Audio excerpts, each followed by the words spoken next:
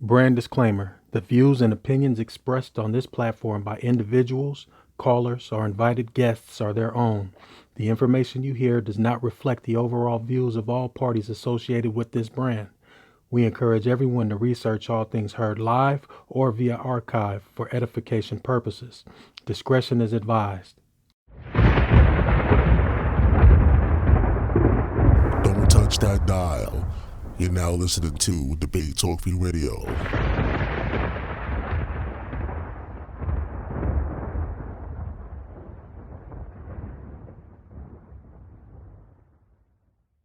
Help keep the show on the air. If you want to help, you can send your donation through PayPal. The email is debatetalkforyou@gmail.com or through Cash App, $Sal Showtime.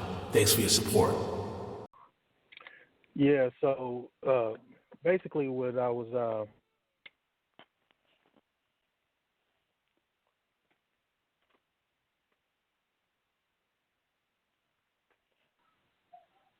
like what you put out there yesterday. Oh, we missed that whole first part, brother. Like you broke it up. I broke up? Try it again, man. Yeah, you Yeah, missed that whole first part. Talk. Is that better? Try it again. Yeah, it's better. Yeah, you sound like the Matrix right quick. I'm morphed. All right, so basically, coming up with the topic, I was, as I stated earlier, I was, seeing a couple of, involved in a couple posts on Facebook, and then also in some conversations with people in the community, and then also people that I bump into. I always try to find a good topic of discussion, just to kind of try to find some solutions, and then also hear what other people have to say about different types of situations. And the topic that kept arising, within this past few days is the issue of the reason why we are in or continue to stay in a place that we're in now, in terms of like problems like schooling, like improper schooling, or housing issues, or just whatever type of issue arises that we consider a problem. And I was the question that I had to ask everybody was, who we felt was to blame, or who we thought was the enemy is. And my position is that I take, understanding that we have all kind of different circumstances and different people who how can I say this, who add to to our troubles of trying to exit out of our problems. And but my stance or my thoughts are that we are our own enemies, because even if we feel that somebody's holding us down, we have to sit there and lay dormant in order to be continue to be held down, And I just wanted to bring that topic to the table and then see what everybody else thinks about it. What you, Tavon, and maybe you, Sal, also what you guys feel that the problem is and who our enemy is. And I'll yield on that, and then I'll respond a little bit later. Just to let y'all know, we have Amayan in the building. Amayan, say hello. Hey, peace, Hey, Amayan. shalom. Hey, shalom, how you doing? All right, peace, bro. All right, so let's go with Orthodox Moor first, and then we go to Amayan. Get Orthodox Moor. Who's our true enemy, us or them? As a matter of fact, So in order to when you say them, make it clear what you mean them. You know what I'm saying? Well, I was just gonna jump on that, bro. Like, so in order to answer that question, we gotta identify a collective us and a collective them. And I think we're at like it that collective us thing is a weird concept because we're not a collective us. The world sees us as a collective us, like you're black people, but amongst us, we fight amongst ourselves to find out who we are. You know what I'm saying? So like it's that's an interesting one right there. In terms of them, like the community is going to be like the so-called white man and whatnot. A lot of people, you know what I'm saying? But even that concept, like you got to have a collective us to even point at a collective them. Like, because the differences between us and the different people, they see a different enemy all the time. You know what I'm saying? But I agree with Vincent in a sense that we're like, so I believe like our state of ignorance is our biggest enemy. You know what I'm saying? Not knowing what we don't know, or knowing what we don't know and not attacking that's our biggest enemy. I'm always going to stay with the fact that that I'm my own worst enemy. Because it's my job to identify an outside threat and to neutralize that outside threat. So if I'm not doing that, right? If I'm not taking care of that job, if I'm not educating myself to the point like how do I do that? What's the best way of doing that, et cetera, whatnot? I'm my own worst enemy. But that's just me. Yeah, Damayan. I'm trying to reach out to other people, so if you don't hear from me, you know what I'm doing. Yeah, Damayan. Yes, sir. Okay. I would say the enemy is them. Them being the powers that be. I would say that they are our enemy. They are consistently finding ways to not give us the right information, not giving us resources, access to information. We have to really fight to get everything that we need, and even when we do get it, they put things in our way for us to lose it. You know what I'm saying? It's a consistent effort on their part to keep us down. You know what I'm saying? And it's always a struggle for someone to have to fight for everything all the time. And even when you accomplish somewhat bit of success, you know, they're still in the wing, you know, trying to tear you down. Like you can't really be yourself or say what you really want to say when you reach a certain level in this society. You know what I'm saying?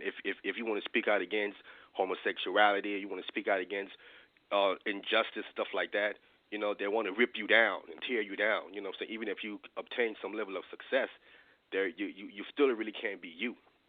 You know what I'm saying? You really can't speak for truth and stuff like that. So it's a constant effort on their part to continue to keep us down.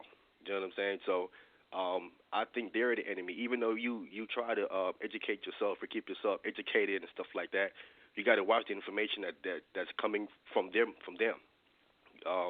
Is how much can you really trust the information that you're getting from them? You know what I'm saying?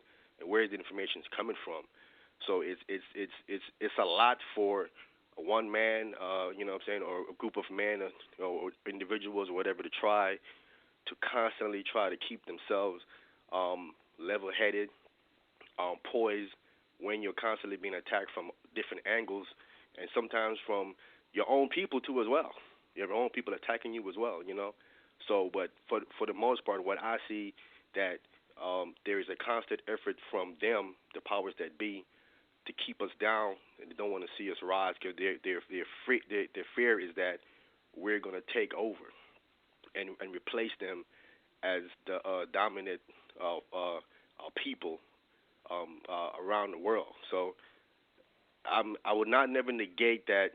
You know, you can be your own worst enemy, and definitely there are some of our people who are definitely working against the cause as well. You know, and some of them are working with them as well. You know what I'm saying? There's certain people that hate their own people because of a certain position or condition that they're in, and certain ways certain people act. But ultimately, all of that stems from them doing this to us, having us in the condition that we're in ghettos and slum, and keeping us there. So I see it as they're the ones. They are the biggest enemy. We have enemies amongst ourselves, and it could be us. But as far as the real true enemy, I would say it's them. Yeah, that's an interesting point, and yeah, I know that like they, you know, there's all type of outside forces that affect or that have an effect on the way we move. But just going to your points, Brother Amayan, would you say that we focus too much on like the things that they do instead of us trying to fix ourselves so that we can stand as one and then stand against all of that that opposition that comes against us? No, I wouldn't say we focus on them too much. You know, we had Black Wall Street where we was focused on us, trying to get us together, bring us together, and try to build something for us. They came in, you know, and destroyed that. You have the Black Panthers, brothers came together trying to do be united and try to do something. You know what I'm saying? United as Black people. Came in and you know, tore that down, killed people and whatnot. So it's like every time we seem to try to do something with us and come together with us and do something, they seem to don't want that to happen. So they infiltrate, you know what I'm saying, and do things to break whatever we're trying to do positive with us. You know what I'm saying? Bringing crack into the community and whatnot to keep us down. So it's like every time we try to do this thing positive and don't focus on them, but focus on just us and try to bring us together, they seem to always come in and try to break that up. And how about you, Brother Tyvon? How did you see it, bro? Yeah, so for me, labeling like an overarching, all ominous day in them, right? It does us a disservice because, in the sense to where like it gives us an improper concept of nature. Like nature in and of itself, like to be exposed to like to the state of nature, it's a competition for resources. Period. We're not going to get away from that competition. It just is what it is. You know what I'm saying? Like, so whether we're in this country, whether we're in another country, hell, whether if we're all back in Africa, it's a competition for resources. The question is how you're going to compete. You know what I'm saying? And either you know the rules of the game and you know how to compete, or you don't. And like, so if you know the rules are stacked against you where you're at, right? The question is why stay there, or why not change the rules? You know what I'm saying? Like, so back to what Brother Vinny was saying, like, do we just sit there and take it? So on that level, like, if you can identify a they and them, cool. Now you have opposition. Now the ball's in your court. How do you deal with the opposition? So you got to focus on it. If you have identified opposition, you got to focus on it every second of every day. If you don't, you're planning to fail. And so that's why I ultimately say our biggest enemy is our own ignorance, because what we don't, obviously we're in a situation to where we're not on top, right? If we're going to talk about us as a collect, like so-called Black people, right? Obviously we're in a situation where we're not on top, right? But what do we collectively do to deal with that? We don't collectively do nothing. We're in a situation to where we let this country tell us what our culture is. Like, what people do that? Like, you know what I'm saying? Like we could talk about Black Wall Street, this, that, and the third. Straight. Like, why? Like, what was our game plan out of slavery? Can we compare it to other people's game plans? For instance, I love comparing our game plan to Jewish people's game plan, because in this country there's 6-7 million people. We're 45 million people, right? Yet they run way more than what we run, right? So what are they doing right? What are we doing wrong? Did they go through an atrocity? Yes, they did. Did we go through an atrocity? Yes, we did. You know what I'm saying? Can we learn something from what they did? Et cetera, et cetera, et cetera. You know what I'm saying? Like, I'm not saying that there's not opposition. I'm saying that once you label an opposition, cool. Now your job becomes to win. And if it's not, if you're not making that your objective, you've already planned to fail.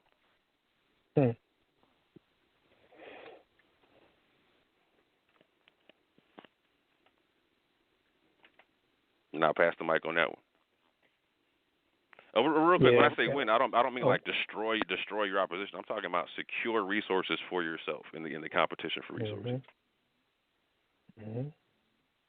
Yeah, and I definitely share the same point of view as you. And just to touch on Black Wall Street, like even after they were bombed and everything, we know that they were throwing like little jabs in there, you know, to try to destroy the community. But even after they send those bombs in there, they really started building back up again. And what brought it to ruins, to my understanding, is that they got to some of the powerful people over there, and then it started to create a lot of division. And the division is what actually brought that community to ruins. You know, just like a lot of the other communities, especially Black Panthers, you know, all these other social movements as well. You know, you look at a lot of these labor unions, you look at a lot of these social movements. You know, all of these movements that were destroyed were not really destroyed by the fighting and the the physical involvement. It was actually just people getting outside of themselves, and then the level of division just started being created, and it just created a separation. And I look at us like that as well. Like we are so divided in everything that we do. It's like everybody seeks out for their own welfare instead of looking at toward a community. And that's exactly what we were before we got involved in this situation over here in the Western civilization. We were for the most part a community. We had our issues, but we were a communal people. And I just think that there's a lot of lack of love. Love in terms of how we deal with each other, and we spend money with each other. How we homeschooling. If we do homeschool, we don't take care of the people that's homeschooling. We don't take care of our elders. We got youngsters out here disrespecting the elders, and then don't nobody say nothing about it. And then also, like we all know what type of situation we're in, but then it's like we talk all the we talk all the blackity black talk, but then we turn around and then we going around listening to music that destroys us, or we go and support a lot of things that destroy us. So I would like Brother Amayan, I would like you to touch upon some of these factors that you say that they do, and quote unquote that they do, that is playing a hindrance. I'm pretty sure we share a lot of the same ideas on what these are, but I would like to hear just a couple of those things, and maybe we could touch on those from you. But Brother Amayan, can you share with us? Definitely. Before you respond, let people know you can press number 1 as well and chime in. And I also have a social media question for y'all. So go ahead, Amayan. Okay, we know what they done did with the rap music. They're the one that came in and is pushing all that that negative gangster rap and all that cursing and all that. They're the one that's constantly pushing that and not wanting to push the conscious rap. When the conscious rap was being brought out, they didn't want to push that. You know what I'm saying? They're the one that came in and had the DJs and stuff and record companies that they own and stuff not push that. You know what I'm saying? So it's they're constantly, when we trying to do something to educate ourselves, there is always a counter to everything that we do positive. They counter it with something. You know what I'm saying? If it ain't with the drugs, if it ain't with, you know what I'm saying, we're trying to push something negative. So everything that you look at was brought up. I can point to something that they were doing something, to try to counter that. So it's them. If we eliminate them, well, first let me say this: the Jewish people have not been through what we have been through. They talking about the Holocaust.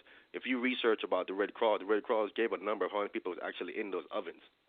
They have not been constantly been attacked throughout their existence like we have since we came over here in this country. We still are, and we don't have nothing. So they're at a disadvantage when it comes to, because they have finances and they've been given money for what happened to them and things like that. Other nations come in here and they get grants and stuff to open businesses and stuff, and they have businesses in our neighborhood, and it's hard for us to open up a business. So it's always something that they will do to counter. And as far as having us in key positions, we can't seem to get in these key positions. And even when we get into these key positions, they're putting people in the key positions that have their mind frame and their mind state. You know what I'm saying? The people that's in key positions don't have the mind state of loving their people to try to help their people out.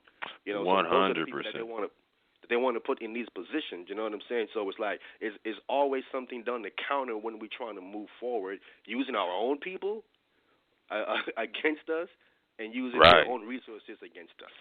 And that's what I'm saying right there. Like, so you brought up a beautiful couple set of examples right quick, because particularly with the rap game and the Jewish move you were talking about, the counter move, right? So for instance, we saw like at one point where we saw like the rise of Rock Nation, all that type of stuff, right? We saw the rise of like Dame Dash and Jay-Z and all that type of stuff, right? Where Dame Dash at one point was going to try to organize a distribution company, right? Because and for the people who don't understand how this works, like, so in the rap game, people were making money selling their music and performing all that type of stuff, but they weren't getting money on distributing their music, like the actual physical property thereof. So like the record companies would give you a small percentage of the actual, like, the record sales, this, that, and the third. But you'd have to go make your money by touring and all that other kind of stuff, right? So Dame Dash was like, no, damn it, I'm trying to own everything from top to bottom, right? And sell everything from top to bottom, own it, like, and do all that type of stuff, right? And so he organized the money to actually get a distribution company. He was trying to get Jay-Z to sign off on it, right? Jay-Z was like negative. Jay-Z did what Alman was talking about. He rocked out with the European Jews and whatnot, and took over a whole nother side of the industry and whatnot. You know what I'm saying? And played competition to it, right? He didn't go along with the distribution concept, right? Us owning our own and whatnot. And so this is where I'm gonna bring it back to Alman and whatnot. So like me and Alman, we identify as Israelites, for instance, right? So we have like a national law we have to deal with each other on. You know what I'm saying? Like we can't, like me and Alman can't have a dispute and then go like deal with our dispute via like Chinese law or American law. Like no, we have a cultural law we got to deal with, right? So what didn't happen amongst our people there is a common cultural concept. You know what I'm saying? Like, and so, but here's what I'm saying, Alman. As Israelites, right, we have this concept of trying to rebuild the wall, so to speak, right? And when we're rebuilding the wall, we gotta have, you know what I'm saying, the mortar and the bricks in one hand, right? But we gotta have the shield and the sword in the other hand, right? So that's what I'm saying. We got, like, we can identify, like, cool. So if we know that that's going to happen every time we make a move, what's the counter move to the counter move? It's a game of chess. Do you understand what I'm saying? Right. Hey, but how many? Like I said, is some people at some point, you know, every time you counter, they counter, you counter, they counter. It's kind of like, and you know, as you're starting to get limited in your resources to counter. You know what I'm saying? While they have all this wealth and money to continue to counter you with whatever you do, so you start to run out of counters. You know what I'm saying? I'm with that. So, like, so let's go back to our law right quick. Like, so our law stipulates that we're only in that situation to be countered to begin with because we're out of law with the Most High, right? Like, we're not doing things right ourselves within ourselves, right? Like we did something to get put in that situation, right? So us on our national law is like, cool, okay, we have rules and regulations. We got to organize on it. Okay, we got to repeat this law over and over again until we get out of this type of thing. Like I said, like until the fruitions of us getting out of this captivity happen. You know what I'm saying? So that's what I'm saying. You and I, like we can talk about, okay, what's the counter move in our law to their move here? Do you know what I'm saying? Like we have like a national construct, laws, regulations, constitution, basically. So we have stuff we can go back to, right? Like when Jay-Z and Dame Dash are beefing, they don't have a common culture. You know what I'm saying? Like Dame Dash is saying, let's go save our people right quick, and Jay-Z's like, well, I don't know if that's our people right there. Do you know what I'm saying? And that's great. Like you're saying, they'll take people who look like us, walk like us, talk like us, and use them against us, right?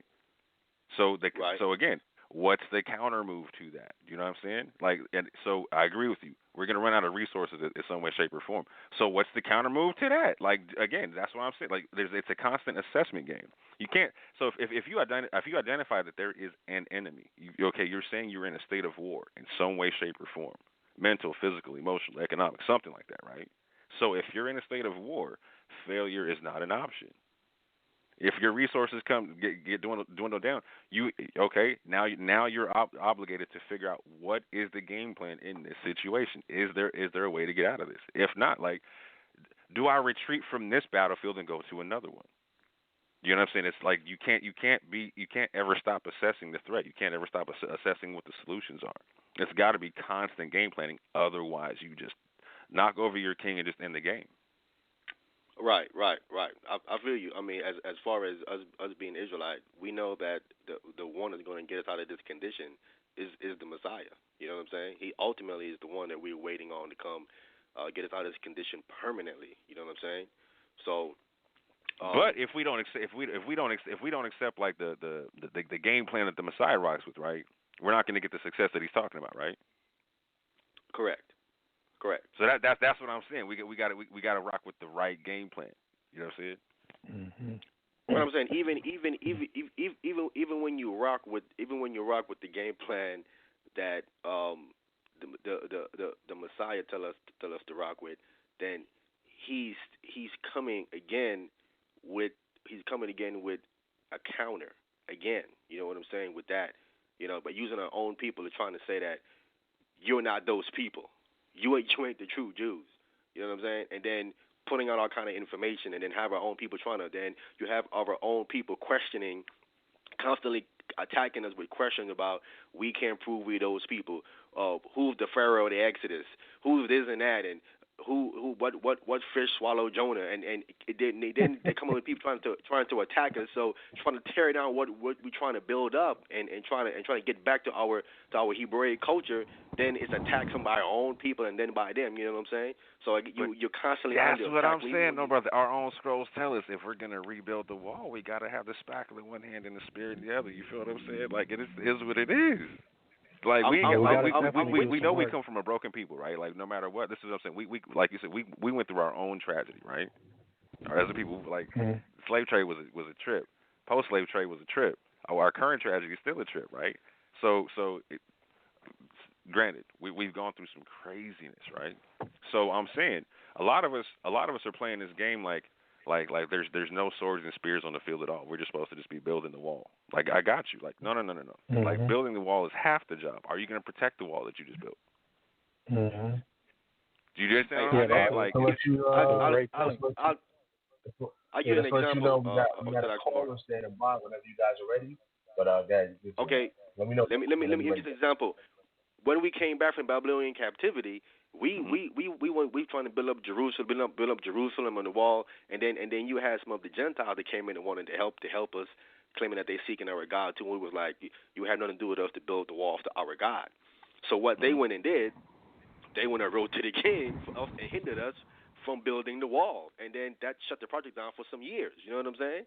From stopping us from building it. So even back then, we see that the outside enemy was doing things to hinder us from building the wall. But as you said, they stuck the course and stuck to the Most High, and eventually it got done. That's a powerful point. They stuck to the point. They stuck to the course. I think that's where we right now as a people differ today. We're not sticking to the course.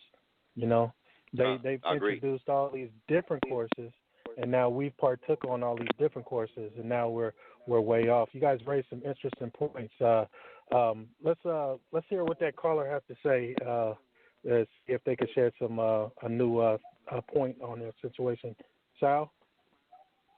All right, so we're opening up the phone lines. The number is 319-527-6239.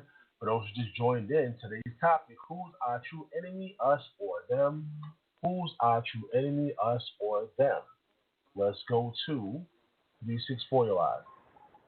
Hey, peace and power. How's everybody doing, brother? Oh, a little peace, brother. Peace, bro. How you doing, my man? I'm doing great. I'm doing great, family, man. I think, a great discussion. And from my perspective, my point of view, where I stand and, my journey has led me to know that, like the brother was saying earlier, it has become a game of chess. And no aspect of humanity has ever endured the type of adversity that we as black, as African people have endured coming from, Europeans.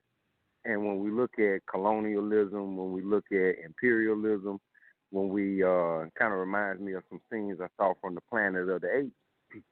Basically, they were talking about the earlier version of the Planet of the Apes, talking about the white man, the European, wherever he goes, he turns green or things that are cultivated into desert land. And basically, that's, capitalism is his model. And it has been one that we have been under for quite some time. We have been under that control. from what I've studied and where I am, we as black, as African people were able to sustain cultures for thousands of years, able to sustain civilizations longer than we know existed currently. You understand? Like Dr. John Henry Clark states, before we even knew there was a European around, our civilization was coming close to an end, is a reality. So when we're talking about, and I know that us as a people now, we are at a place where, I'm going to say religion has definitely done a number to us.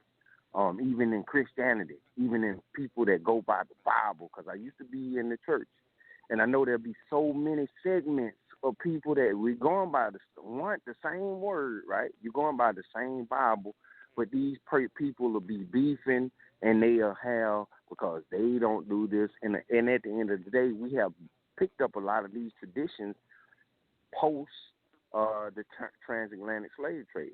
So these things were basically forced upon us, and they never were anything to assist us in getting us out of the situation that we still find. I don't care how much we prayed. I had a praying grandmama. My grandmother just transitioned almost a year. Both of my grandmothers prayed.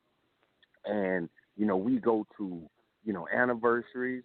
We'll give a lot of time and attention and money over to that thing, all to be in a place where the quote-unquote Jesus, the Lord, God, the same person we've been paying so much to, can't even protect us when a racist Dylan Roof comes into our church. It's reality. And we are the ones, those were the people that went to church on a Wednesday, right? We got killed in the church on a Wednesday. So the reality is those were some of the most devoted Christians. So I think, like one of the other callers was saying, he was talking about studying cycles, understanding how things work. And I think a lot of religion, a lot of things that the European has created has basically taken us away from our ability to be able to understand science, to be able to understand math, to have a clear and concise logic on how, we come out of this thing. And the reality is that right now, what started out as your oppressor has now become embedded into you, because like Malcolm X said, only a fool would allow his enemies to teach or train his children. And the majority of our children are being 100% trained by our enemy. That's why it's so easy to push this, sell drugs to your own people, go and kill your own people, because we are being taught by him. So like Ashra Crazy said, when I went to church, I would see a European figure of Jesus, just as we can, just like I told my daughters, if they go onto the web right now and type in Jesus, you're going to 100% see a European figure with long straight hair. You understand? And in the literary work that we call the Bible, and the majority of the Bibles I've come across, it is that European figure with that Caesar Borgia, right? This is what we know. Our knowledge has led us there now, and we understand that even with King James, because when I got and went into the Bible, it said they that worship him must worship him in spirit and in truth, and that's the very thing that led me out of the Bible. You understand? Because I started digging and digging, asking questions. Who was Constantine? Who was Sir Francis Bacon, who came up with the history of gay literature with King James? King James had the demonologies of King James. So this is very important. Even the Council of Nicaea, the Council of Jamnia, 90 AD. These things were very important as it relates to understanding how we got to the place we are now, where we are fighting against each other as it relates to religion, therefore as it relates to a lot of other things. And to basically make it simple and plain, our deity, our enemy has become our deity, as Raquazi put it. So now when I was in church and I was praising, and we be singing praises to the Lord, and we give our all to the Lord, in the back of the mind, we're looking at this European figure of this Lord or this Savior. We're looking at white Jesus baptized in John the Baptist, right? That's what I had, and it's a psychological thing, and it's something that never has been corrected. Just as the transatlantic slave trade, that never has been corrected. So now we are trying to basically push forward, just as an athlete would do, with a sprained ankle. Imagine an athlete has sprained his ankle, but he's still trying to go on and win. He's going to wind up hurting himself or basically working against himself rather than working for himself. So, I think it's very important that these discussions are being had because, maybe a couple of years ago after the election of Barack Obama, I think a lot of us thought we made it, right? All to be at a place where we're still seeing things are the same. I got my 90-year-old grandfather and plenty of other elders that I sit with, and they say, well, hey, I can remember back in the days and things would be much better. We were teaching our own. We had our own communities, but now, not so much so. So it is a thing that at the end of the day, nature, the universe, the creator is putting this thing upon us to fix it ourselves. In my opinion, ain't nothing coming to save us. My creator may be different from you all, but in my experience, nothing is going to save us. Just as if I was going out and I was going to fight someone, I better be ready. I better understand strategy and I better understand how to win, because if not, I'm going to get my ass kicked. And a lot of times I can get, I can be killed. So I think it's the same thing when it comes to life, when it comes to feeding your family. Nah, that's keep it clean. Yeah. Yes, sir. I think we gotta look at it a little bit. I'm sorry for the language. I'm sorry for the language, but I think we just got to be more mathematical, more scientific. We have to learn to observe nature, and that is what the Creator has bestowed upon us, is our relationship to nature, and that is something that we have basically forgotten. We spit on our own greatness. You understand? I never saw so many black folk, so many African people spit on our ancestral traditions, the very things that allowed our ancestors to live and thrive for thousands of years is the very thing we spit on and we're talked down upon. So I think we have to go back to the drawing board and assess the situation as you guys were speaking about, and it won't just be in our lifetime. It'll have to be a continuity. Hey, real quick, I want to ask your perspective on something, brother man. So you was talking about the concept of the so-called Caesar Borgia weaponized Christianity religion from the European side, like it wasn't counter to whatnot, right? But you're also citing like Ashraf Quays and other people. So I want to get your perspective on something. Like, so I agree with you in the sense where religion was definitely weaponized. You know what I'm saying? And that's something that's got to be countered and whatnot. However, the weaponization of the religion was a counter move, right? Like, so we can see that the oldest images of Jesus, for instance, are an African Jesus. The oldest illustrated Bible is an Ethiopian Bible. Do you understand what I'm saying? So we see that the Caesar Borgia concept is a counter move, right? But we also see that at one point in time, like a Marcus Garvey came through and did like the whole one God, one aim, one destiny thing, talking about whatever God you're dealing with, seeing through the lens of Ethiopia and whatnot, right? Talking about the concept, like, and bringing back like a black Jesus. I mean, even talking about Muhammad being black. You understand what I'm saying?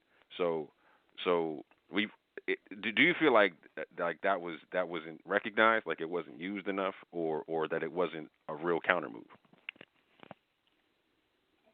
And I was listening to my wife. I'm sorry, brother, but you're saying basically, was religion being implemented upon us a counter move? No. I was agreeing with you that religion was weaponized against us, right? Mm-hmm. And I was saying that weaponization was a counter move because we could see that the original, the oldest pictures and oldest images of Jesus are like the Ethiopian African concepts, right? We can see the Caesar Borgia concept. So you're talking about the different right. And but then I was talking about like Marcus Garvey came and said like one God, one aim, one destiny, talking about like a black Jesus, even like a black Muhammad and whatnot, talking about whatever God you're dealing with, just go see that God through the lens of Ethiopia, right? Like see that God, like make the God look to like yourself. you, or whatever, you know what I'm saying? Yourself, right? Right. Yeah. Right. So to me, I think that was the counter move to the weaponization. Go ahead. Right, and I do. I feel like it is, but at the same time, I won't say that every time that's good. You know what I'm saying? I don't think all the time that can be healthy. As it relates to actually organically getting down to the root of the problem, I think it kind of gets us at a feel good place where we're just putting a Band-Aid over the actual deep sickness that we have to go on the inside to really, really heal from. You know what I'm saying? Just as if we were going to a psychologist, or if we were going to, a psychiatrist or any other doctor, for that matter. In order to actually get a true result, you're going to have to really get down to the root of the problem. And I think a lot of times it only does puts a Band-Aid on what we're dealing with. Because even, in what I've been taught, we looked at, and I know monotheism versus polytheism, that might be a thing right now, right? A lot of people might say, well, hey, I don't fool with the polytheism, but as I look at it, I stand to look at the Creator and how we understand the Creator. I don't think you could understand that just in 100 years of living, in 200 years of living. The very thing that created everything in existence, no. And you would, from what I learned inside the Bible, you could be potentially blasphemous by saying what the Creator is and what the Creator is not. You understand? And I think even understanding, looking at it through the lens is very important, because understanding what the Creator bestowed upon the people that look like me. I want to go back to a time where the people that look like me were doing great, were on top of the world, and a lot of times that image is not really promoted. Y'all know that Black Panther sold the most out of any superhero movie, right? They smashed the box offices. But because I guess so many of our children were feeding into that, you don't hear anything about a Black Panther Part 2, even though they don't get, these are money-hungry people. So they stand to see, well, hey, that was the bigger weapon, is to getting these children, getting these people to feel good about themselves again. They say the hell with the money. These are some money-hungry people, right? And they say, hey, we don't care about the money. We look at the bigger picture, and these people are going to start feeling good about themselves. They're going to start investing in themselves, and they're going to start tapping back into some of the things that they were doing to sustain the quality of life that allowed them to live for thousands and thousands of years in harmony with the world.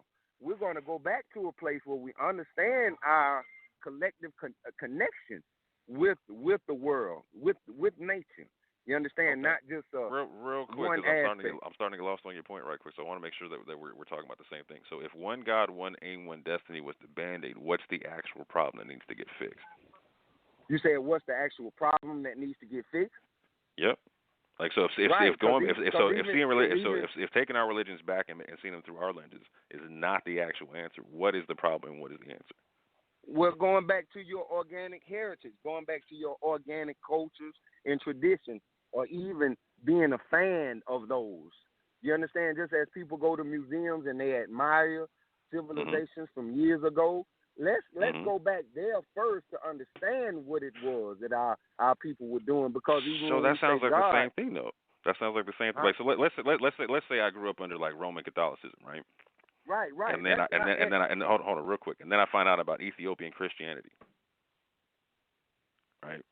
Are you saying it's a Band-Aid to go back to identify with Ethiopian Christianity instead of Roman Catholicism? Right, because even when you look at Ethiopian Christianity, when you look at the Essenes or the original Jews, you look at something that was birthed out of what came out of Kemet. You understand? Because we do know that even as it relates to documenting this Savior, documenting our connection with the divine, that happened nowhere else outside of the Nile Valley. You understand? And I think just understanding the association, when we look at the story of Haru and Offset, it's very, very similar. Hold on, let's slow down. Let's slow down, because I'm beyond confused right now. So you're saying going to Ethiopia is not good enough. I gotta go to Egypt. Well, what I'm saying but hold on, but real quick, you're just going to tell me that Ethiopia came first or the Kush came first. Well, listen, we can say that. We can say that Ethiopia was originally named Punt, and we look at Nile Valley culture, but I don't think that means it was in the same shape at the. So what am I going to get out of the Kemetic tradition on a spiritual level, right? That I'm not going to get out of the Ethiopian Christianity tradition that could benefit me here and now. You said it yourself. It's still Christianity. It's still Christianity. The reason why it's Christianity is because you're following Christ. Hold on. So real quick. So Christ. you made the recognition yourself, right? That the Europeans had to make a counter move on that religion, right? So if they had a counter move that, I'm asking you. So what's the negativity about going back to that? Because if they had to counter that, there obviously had to be something worth countering. You're never getting into the thing. Tell me about the time where Christianity allowed us to prevail for, we'll say 500-600 years, and sustainable quality of life for our children. You understand? And that's a thing that has only been, if not there, let's go to a place where we were able to sustain the quality of life for our children, for our families. For thousands of years. That Ethiopian Christianity is linked to an Ethiopian Judaism that comes before that, right? And so there's a whole lengthy period in Ethiopia where you can see this religion, you can see these people, you can see their history, you can see them defending themselves, you can see them not being taken over, all them things there. You know what I'm saying? You can go to modern times to Haile Selassie and all that type of things. You know what I'm saying? Like so again, right? So again, here's what I'm saying. Like so in a modern time, right? So the benefit of the one God, one aim, one destiny thing is you don't gotta believe what I gotta believe, right? I'm like, if you want to believe Kemet, cool. If that's how you see God, cool. I'm not tripping on that, right? If I'm saying me seeing the Ethiopian thing brings me to the front lines with you and gets me shoulder to shoulder with you, right? What's the issue with that?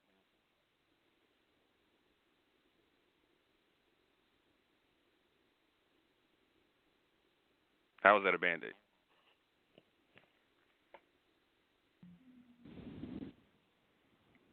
Yeah. Did they lose the brother? I think we lost him. But yeah, that was a pretty cool conversation, man. And I think that's one of the tools that they use, you know, and it only strengthens the division. You know what I'm saying? Between like-mindedness, because it kind of, you know, they flood real information with a bunch of nonsense, and then we see that the nonsense is prevalent, so then we just throw the whole baby out with the bathwater. Right. You know what I'm saying? And I can understand it too, though, because go ahead. No, I'm sorry. I cut you. Go ahead. No, go ahead, bro. Go ahead. No, so I can understand it too, because in a lot of ways, like when the brother's recognizing the fact that Christianity got weaponized during slavery. So if I'm like, so for instance, if I'm identifying opposition, right, like we were talking earlier, right, he's identifying Christianity as an opposition. So anything Christian, he's like, I'm going to stay away from. I can respect and understand that. You know what I'm saying?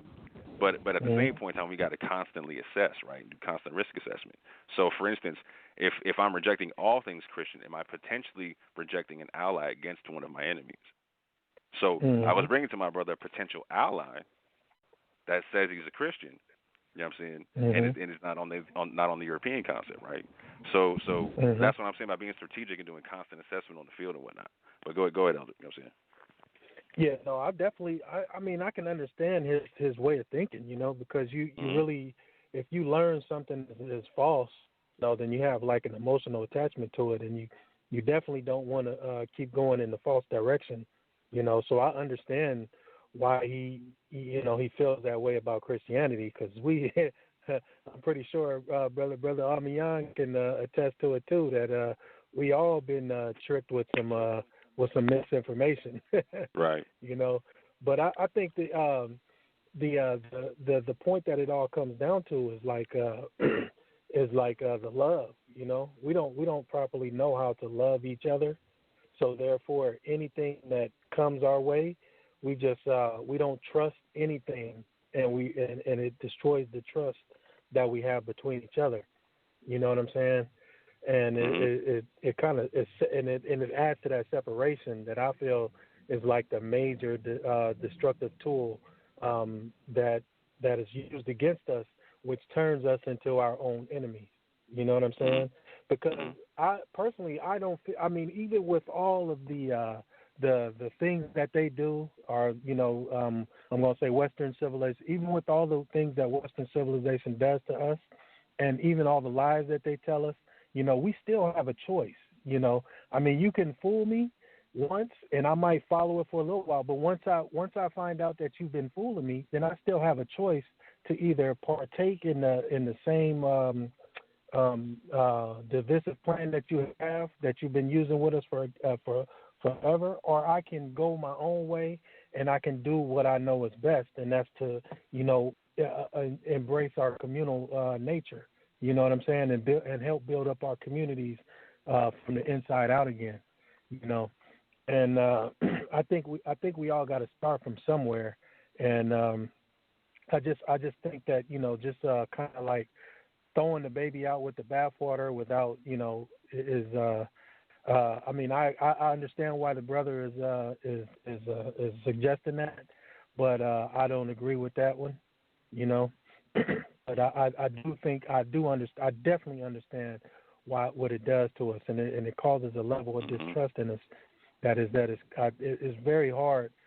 Once you lose trust in something, then it's very hard to get that trust back until you start seeing positive results from the thing that you had trust in, but you had lost faith in because of what somebody else did to you.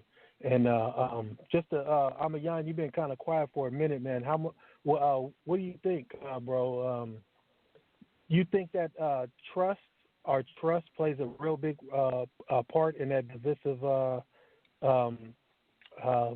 I'm blanking out on my terminology here, but do you think that trust or mistrust in each other caused by outside forces plays a bigger role in why you think that we can't start loving each other again and getting back to recognizing that we have to just distance ourselves from the thing that has separated us? Definitely. As far as the brother that called up, it kind of seems that certain things, I think he's misinformed on. You know what I'm saying? One of the keys is that you have to have the information, the correct information on different things that you're going to speak on. If you speak on something, I think you should do some thorough studies on it to make sure what you're saying is as close to accurate as you can.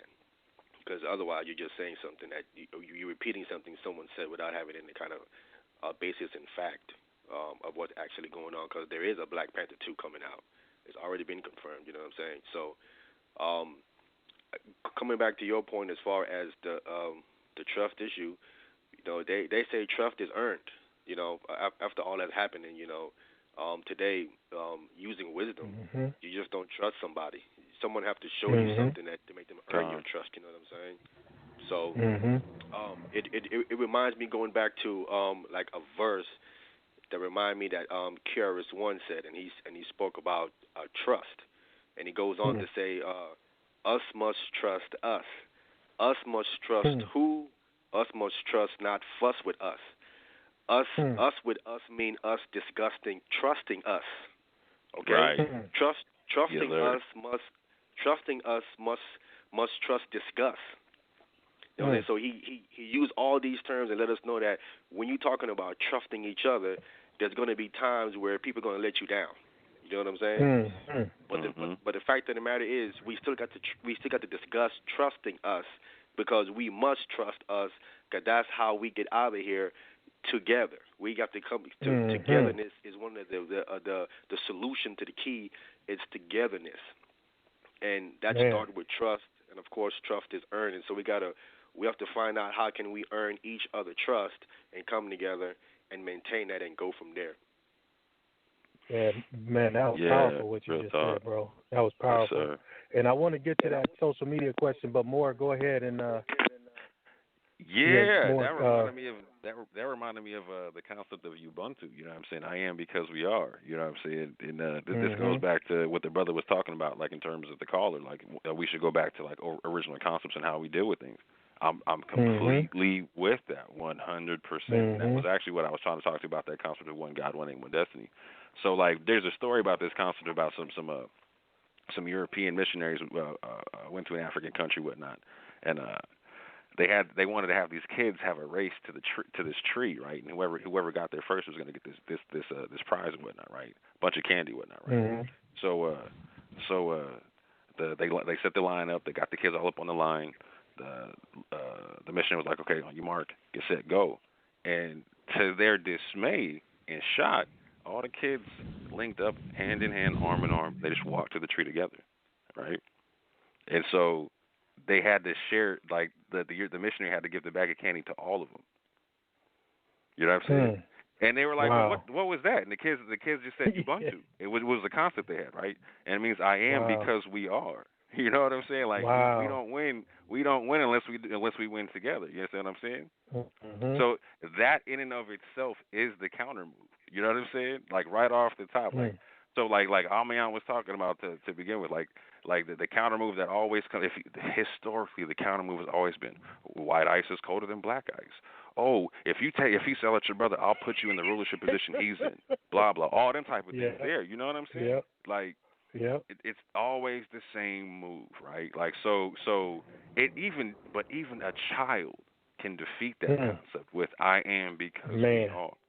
Do you know what I'm saying? Man. So I would love to talk to my brother again if we can ever set up a conversation, because I would like to talk to him to the point where he can recognize, you know what, me having like an African concept of what I believe in, even though it's different than what you believe in. Hey, I'm not asking you to believe it. What I'm asking you to understand is it brings me to the point where I can grab your hand, you can grab mine, and we can walk to the tree together and not get out, and understand I am because we are. You know what I'm saying? Yeah, that's powerful, man. That was very powerful. And with that, Sal, social media question? Yeah. Actually, we got two more callers standing by. I'm going to say that social media question up because I think it's a good one. So let's take these calls right here. Let's go to 443-815. You're live. Happy New Year, brothers. Brother Mercy. Brother Mercy, peace. I just want to say this is a good discussion. How do we overcome? You know what I'm saying? I think we do overcome together. However, I just wanted to say that everybody's not going to jump on board. And the thing is, with anything, a kingdom can't stand if it's divided. So if a kingdom is divided, it can't stand. And this country is very divided right now. So it's our opportunity to stand right now. Hope y'all caught that. This country is divided right now. So this is our time to unite and stand. See, people think bad times are bad times for us. No, bad times are good times for us. Because when this country is fighting against each other, Democrats fighting, this is the perfect time for us to rise. Because, see, like our ancestors, for example, how did they get their freedom? From going state to state. See, people forget that. See, one was a slave state. How they got their freedom? They went to a free state. That means the states were divided. You see what I'm saying? That's how we got our freedom, when the states are divided. When this country is united, when they all on one accord and they all want slavery, that's when ain't none of us free. But I just wanted to say, man, this is the perfect opportunity for us to rise. And all of us are not going to rise together. If you go to Africa today, all Africans are not together, So I just wanted to say, brothers, all of us not going to, but those who want freedom and want to taste freedom need to stand together, and we eat freedom together. And if your brother don't want to stand with you, that's okay, because all the slaves didn't run the freedom. All the slaves didn't run the freedom. You watch Harriet Tubman, all the slaves didn't want to leave, but the ones who left and got that freedom freed the rest. And so you got to understand that. See, some of us are going to want a freedom, and those of us who make it will come back and get the rest. Because some of us just not going to want to go. That's all I wanted to say. Powerful points. Great point. Some great points. And just to touch, just a little short comment is the great 50 Cent. He once said, in every pile of feces, there's a lot of important minerals. And I'll yield.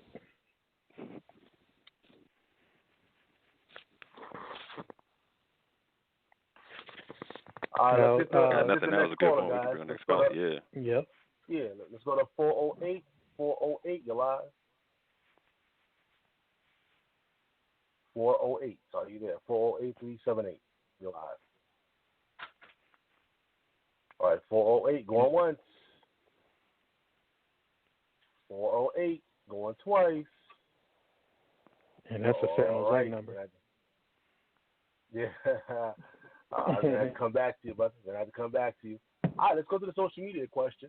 And once again, family, the number is 319-527-6239. Anybody can call in. This person number one will add to the conversation. But here it is. It says, knowing our history and what we went through with slavery and all, can black people ever be considered racist? I believe there is no such thing as a black racist, considering all the harm that is still happening. All right, Vinny, you want to answer that one? That is a good question. You know, that's kind of hard because when I think of racism, I think first, when I think of racism, I think the person who's in power is in power, and he's the one that can, or they're the one that can be racist. You know, so if you have any type of power and you're like pushing people out, then you can kind of be racist. You know, so do I think black people can become racist? I think we can if we ever get that power. You know, and then we start showing the same kind of practicing the same kind of oppressive ideology as the people who oppressed us. As of right now, I don't know if we could be racist because we're not on top of anything. You know, that's a really good question. You know, I will say this is my. Oh, I'm sorry. Go ahead. I thought you paused. No, before. I'm done. Go ahead, Moore. Go ahead, bro. Yeah, I'll say this as my 2 cents and just keep it real short and sweet and simple. Historically speaking, we were the first supremacists. Yeah. The first enslavers. Mhm. The first to dominate. Yeah. But would you agree that you have to be in power to be a racist? No. No. No, because my racism can cause me to get power. Can give me a reason for me to strive for power. That's a good point. That's a good point. Very good point. If I remember correctly, the definition of someone that's a racist. If I remember correctly, it's a belief that your race is superior to another race. If I remember correctly, I know there's a negative term to it as well. Yeah. No, you got it though. Yeah. But I think originally that's what it is. It's speaking of your particular race is superior to another race. Mm-hmm. I look at it as people use this term a lot out of context. Because if I'm pro-black or I'm for my people, you know what I'm saying, I'm pushing my people, I can be looked at as racist. You know what I'm saying? Right. But I'm not. Mm-hmm. You know what I'm saying? So it all depends how you're looking at this term. You know what I'm saying? So if you ain't for your own people look at you like something must be wrong with you. If you ain't for your own, it's like that's like self-hatred. You know what I'm saying? For your own self. So it depends how you're using it. You know what I'm saying? So I think if you for your people and someone call you a racist and you say, well, yeah, I'm a racist because I'm for my people first because I want to see them out of the condition that they're in. Okay, you can call me that, but at the same time, I'm not for my people, and then for my people to oppress your people though. Not like that. You know what I'm saying? Right. But I'm for my people to come out of their condition. You know what I'm saying? And then you should be for your people to help them as well, so we can all come out of the condition that we're in. But I got to first be for my own people. Mhm. That's a great point. I mean, Hey, we got another caller, guys. Brother Mercy's back. Yeah, Brother Mercy. okay. I wanted to make something clear. When we enslaved other people, it was among tribes. So it was like among the same, all Africans enslaving Africans. So it's not the same context as America because, I don't think people held each other slaves because of the color of their skin, It was more so of this kingdom rising against this kingdom. But over here we got the melanin in your skin, which is a totally different context. And I think what we got over here is totally different. And I think a lot of us, that's why it's taken so long for us to understand what's actually happened to us. Because what has actually happened to us has really never happened in history. And I think we really need to understand what we're up against. So when you say racism, we automatically think white and black. That's what we automatically think. But if you go outside of this nation, can you call it racism? Or is it just nation rising against nation? You know what I'm saying? Or tribe rising against tribe? Or, even if you go to African nations, the colonies with it, the British colonies, and then they made distinctions between the way your nose looked. And, you know, the British colonies did a lot of that. So you got to understand, we've been programmed to look at skin color. So I think when you jump out of this nation, the rules or the problems change. I'm not saying they're better. I'm just saying they change. So it's about your family structure, your genealogy. That plays a huge part. I'm not saying it doesn't play a part here, but I'm just saying it plays more of a part there than it does here. And I think a lot of times we read the scriptures, a lot of times we got to understand that the battle was more against family structures, genealogy, tribal wars, more so than race. You'll never see in the Bible say, "Oh, you hate the white man." You'll never see that in the Bible because that wasn't the issue. The color of your skin wasn't the issue. And I think sometimes we forget that. I just want to say that. Yeah, you're right. That's an excellent point too, and that kind of goes back to what you were saying, Brother Moore, when you were saying that different people were at odds with different people in Africa. You know. Mm-hmm. Yeah, so that was an excellent point too. You know. Yeah, and the brother made an excellent point, the concept too of the fact the slavery we practiced on ourselves within Africa was different than the chattel slavery that we went through here, which is why it did a double whammy on us and whatnot. But I do want to be clear on the fact that we did practice chattel slavery on people outside of Africa, though. I just want to be clear. But that's the point I was making. But that's a whole other conversation. Maybe that's the next topic. Yeah. You got the next topic or the last one. You got the next topic. I'm sticking with my original one, man, because it's going to be a build off of this joint. You know what I'm saying? Yeah. It's going to be the hows and whatnot. You know what I'm saying? The hows, the whys, the other specific counterplays and whatnot. Yeah. Actually, we had another social media question. But I'm gonna let you go. We got another social media question for that. Yeah, according to our scriptures, as far as dealing with sojourners with us and whatnot, we were told to love the strangers. You know what I'm saying? And treat them like homeborn. You know what I'm saying? So when we had people with us and whatnot, we treat them a certain way. Even the people that we had, so to speak, I wouldn't use the word in slavery because he used the word servants. You know what I'm saying? Because these people was as I understand it, there was compensated the people that worked for us. Then we have a law with the people that they rest on the seventh day. We didn't work them 7 days a week. You know what I'm saying? Stuff like that. So we had certain provisions and stuff for them that they can even do our high holy days with us, stuff like that. So it's way different how we treated people that was quote unquote, so to speak, I guess, under us, so to speak, than how we was treated over here. So we don't treat them with that kind of a disrespect how we was treated. So it's clearly different how we treated people we had under us. Yep. Or at least supposed to. At least we're supposed to treat them that way because we know they was doing all type of wicked stuff back then. Right. But I definitely those are some great points, man. And it kind of leads me into wanting to ask a question is like how. Hold on, let me just think about it for a minute because I want to phrase it right. How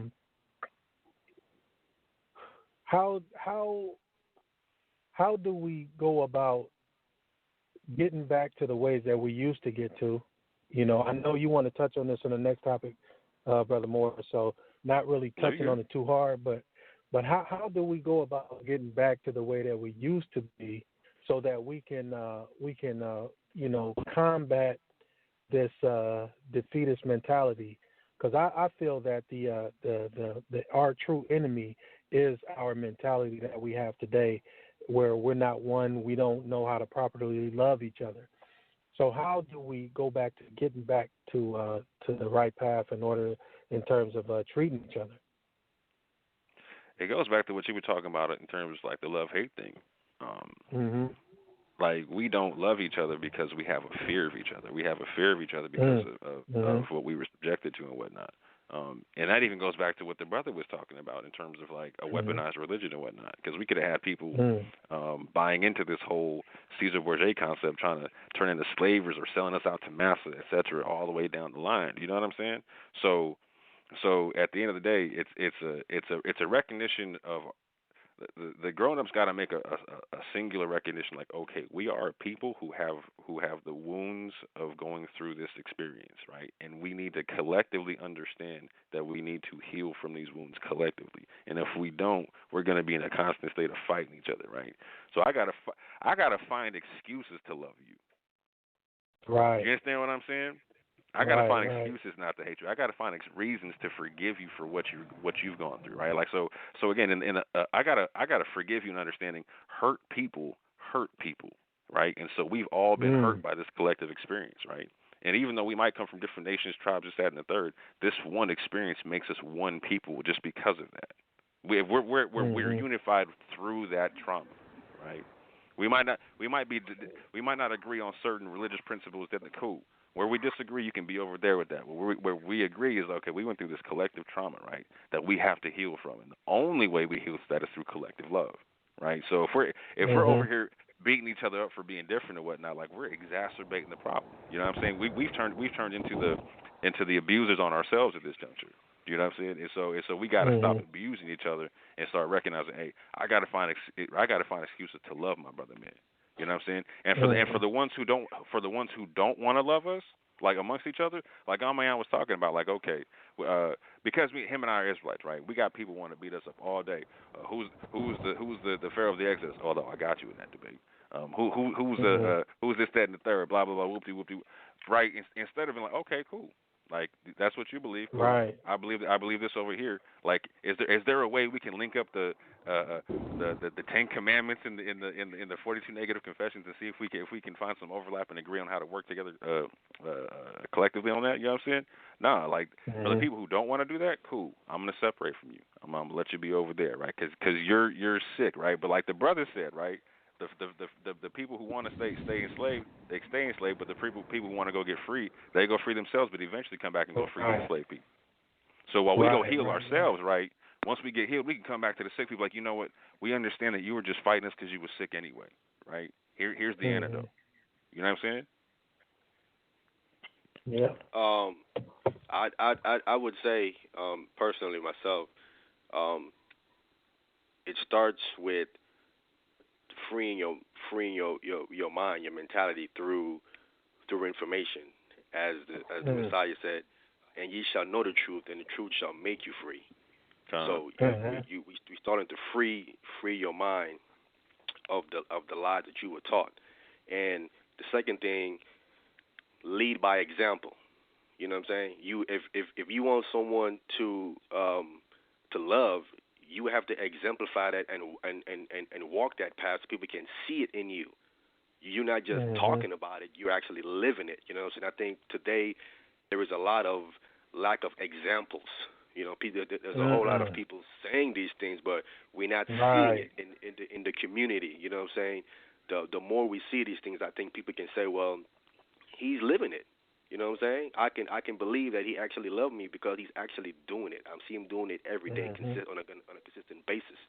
You know, and change don't usually come unless, like, someone dies.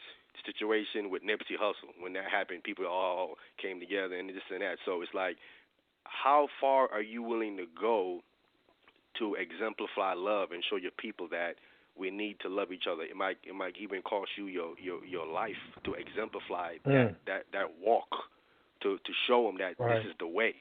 You know what I'm saying? So it's about certain people taking up the mantle and say, hey, if it cost me my life, I'm going to show you that the path is love, so you guys can get it. You know what I'm saying? And even to my death, if that teach you guys to come together, then that's what I'm willing to sacrifice to make that happen, because that's what the Messiah did. You know, for us. So it's. I think we need much more example for us to get to that point. Excellent point. And I think that would be a good time to bring in that social media question, Sal. All right, it's time for the social media questions. And by the way, as usual, the phone lines is open. 319-527-6239. All right, you're going to like this one. Is marriage outside of your race a form of self-hate? Are you sleeping with the enemy? Wait, say that one more time. Is marriage outside of your race a form of self-hate? And are you sleeping with the enemy? Self-hate? I don't know about self-hate, because I really do think that it all depends on where you grow up at. If you don't know anything, if that's all then that's what you do. And then plus people fall in love with whoever they fall in love with. So personally, I mean, that's not my, but people do it, and people are helped out. Like what's that actor, the dude that plays Power, his wife is a white woman, but she backs everything that he does up, So, I mean, I don't think that, and then a lot of leaders had wives outside of their race, So I don't think it's a matter of self-hate,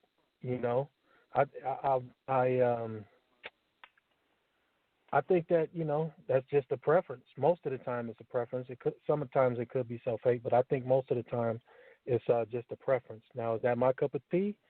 It's not really my cup of tea, but I mean, I understand why people do. They just fall in love with whoever they fall in love with.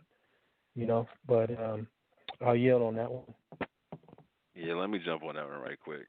So this whole concept about marrying outside of race is a very intriguing concept, but I think it's very convoluted because, first of all, I've never seen somebody try to marry a non-human before, right? I don't think, you know what I'm saying? Like, we're all human beings, right? If we couldn't, if we weren't the same race, we literally couldn't populate with each other. You know what I'm saying? Like, we literally couldn't make kids with each other if we weren't the same race. So if you're talking about someone from a different nation, I mean, like, it can be detrimental if they're not pro your nation. You know what I'm saying? If they're not pro your belief system. You know what I'm saying? Like, so for instance, our man was talking about the concept of in our school thought we have sojourners and whatnot. It's not illegal for us in our law to marry a sojourner and whatnot. So for instance, and we see it all the time. We got Israelites marrying Egyptians in the scrolls. They're marrying Ethiopians in the scrolls, Midianites in the scrolls. You know what I'm saying? Like, and they're in the only time it said don't marry them, right, is when they'll lead you to a different belief system that's negative to your nation. Right. Me personally, though, like again, like I come from a school of thought of like you try to take her home first, right? But again, like the brother said, you fall in love with who you fall in love with. You can't stop that. That just is what it is. The question is are they good for you? Or are they bad for you? Are they good for your nation? Or are they bad for your nation? Are they helping you? Are they helping you support whatever you're trying to do, or are they a downfall for what you're trying to do? I look at it. I look at the intent. If you have a choice of being with someone from your own nation, and you're intentionally saying you're not going to do something like that, and there is actually no difference between the sister and the other person, but you just intentionally want to go out of your nation with ill intent because you have been fed something negative about the women of your nation, and classify them all in one basket, because people, like to generalize statements and information. All black women this and all black women that. You know what I'm saying? Based on the few, and you're using that as something to make your judgment call on. Then I say that's when it becomes a problem and an issue. You know what I'm saying? That you're classing your women, all of them, in a negative light when that is not the case. So if the intent is ill, why you're doing it, like to say that you're going to get payback or something like that, or I'm going to show them something, stuff like that, then that's when it becomes a problem. It becomes like self hatred. You know what I'm saying? But as like brother said, I mean, if you don't know no better, okay, there's an ignorance clause in the scroll. If you don't know no better, it's not going to be held against you. But if you know better and you're doing something that you know you're supposed to be doing, according to James chapter 4, verse 17, to him that knoweth to do good and doeth it not, to him it is sin. You know what I'm saying? So it all goes back to what you know to do is right, and you're not doing it. Right, and I definitely think that if you're dealing with somebody that's not involved in the things that you're involved in, or y'all walking two different walks, kind of like what Moore alluded to, then I think that's a bad thing. Yeah, but I'll yield on they that. can look just like you, ahead, right? You can have someone looking just like you, right? Man, and be on a whole different path and be the worst thing for you. Yeah. You know what I'm saying? Exactly. Crumble everything up. Yeah. Definitely.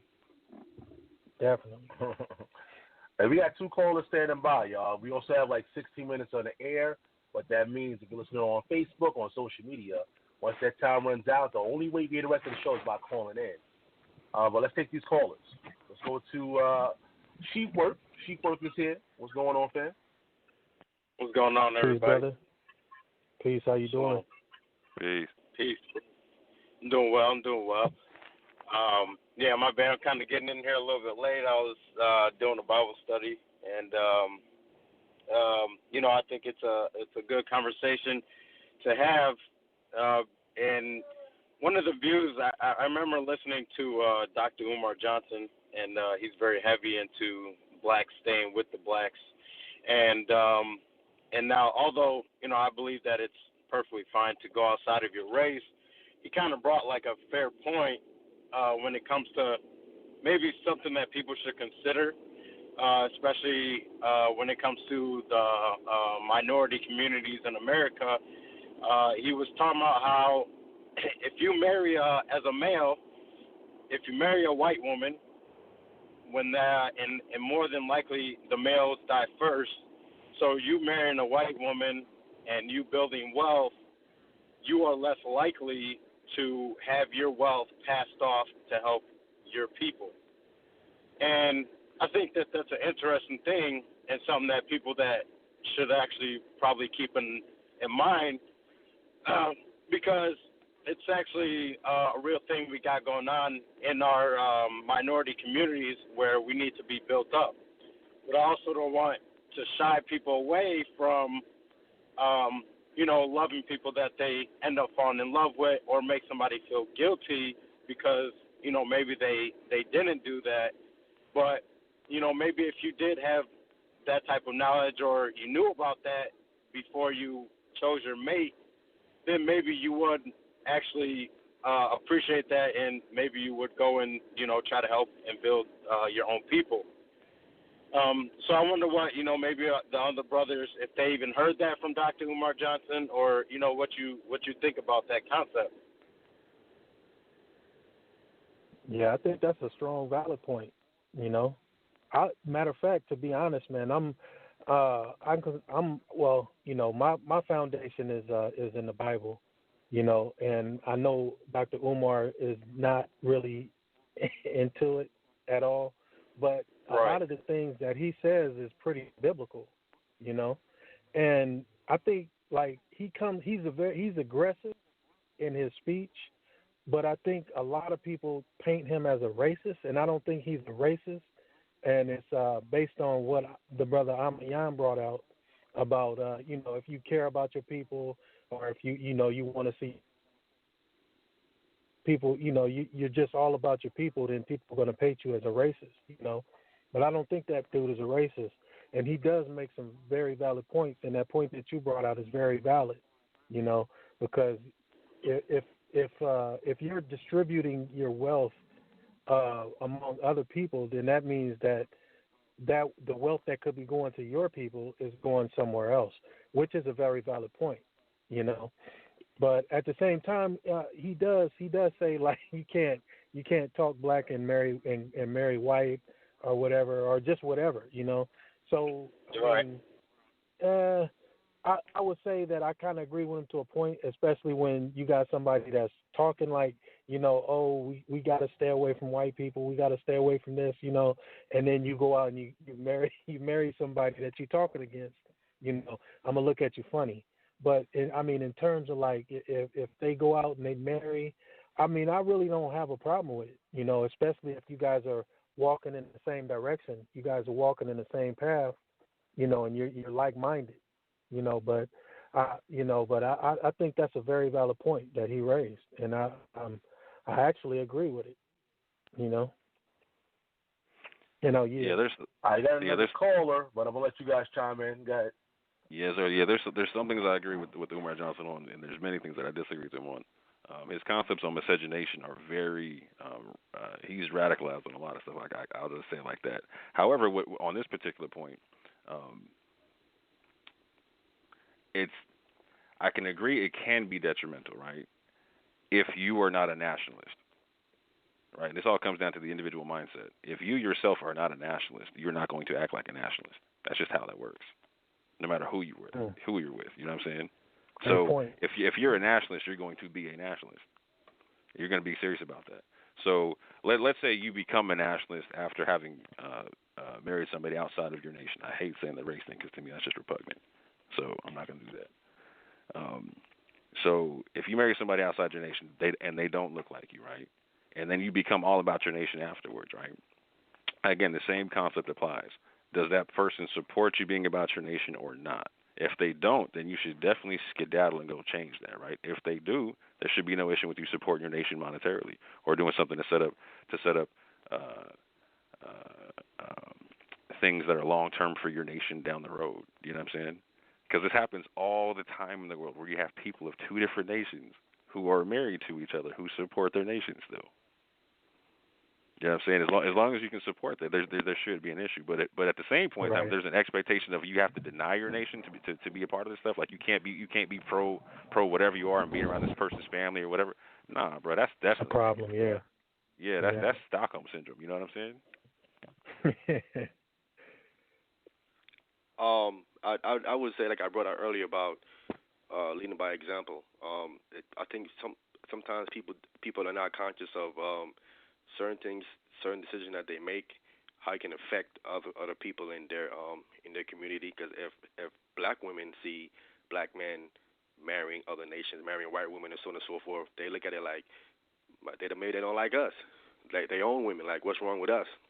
Why won't you try to gravitate to us and try to want to marry us? What's wrong with us? You know what I'm saying? So it kind of you get a backlash of negativity from your own people in your own nation, the women in your nation, that they viewing it like maybe our own men don't like us.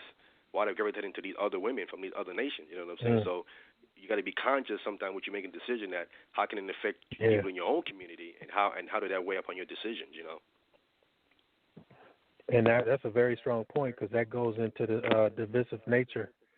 And causing that could be one of the tools used to cause division amongst the community.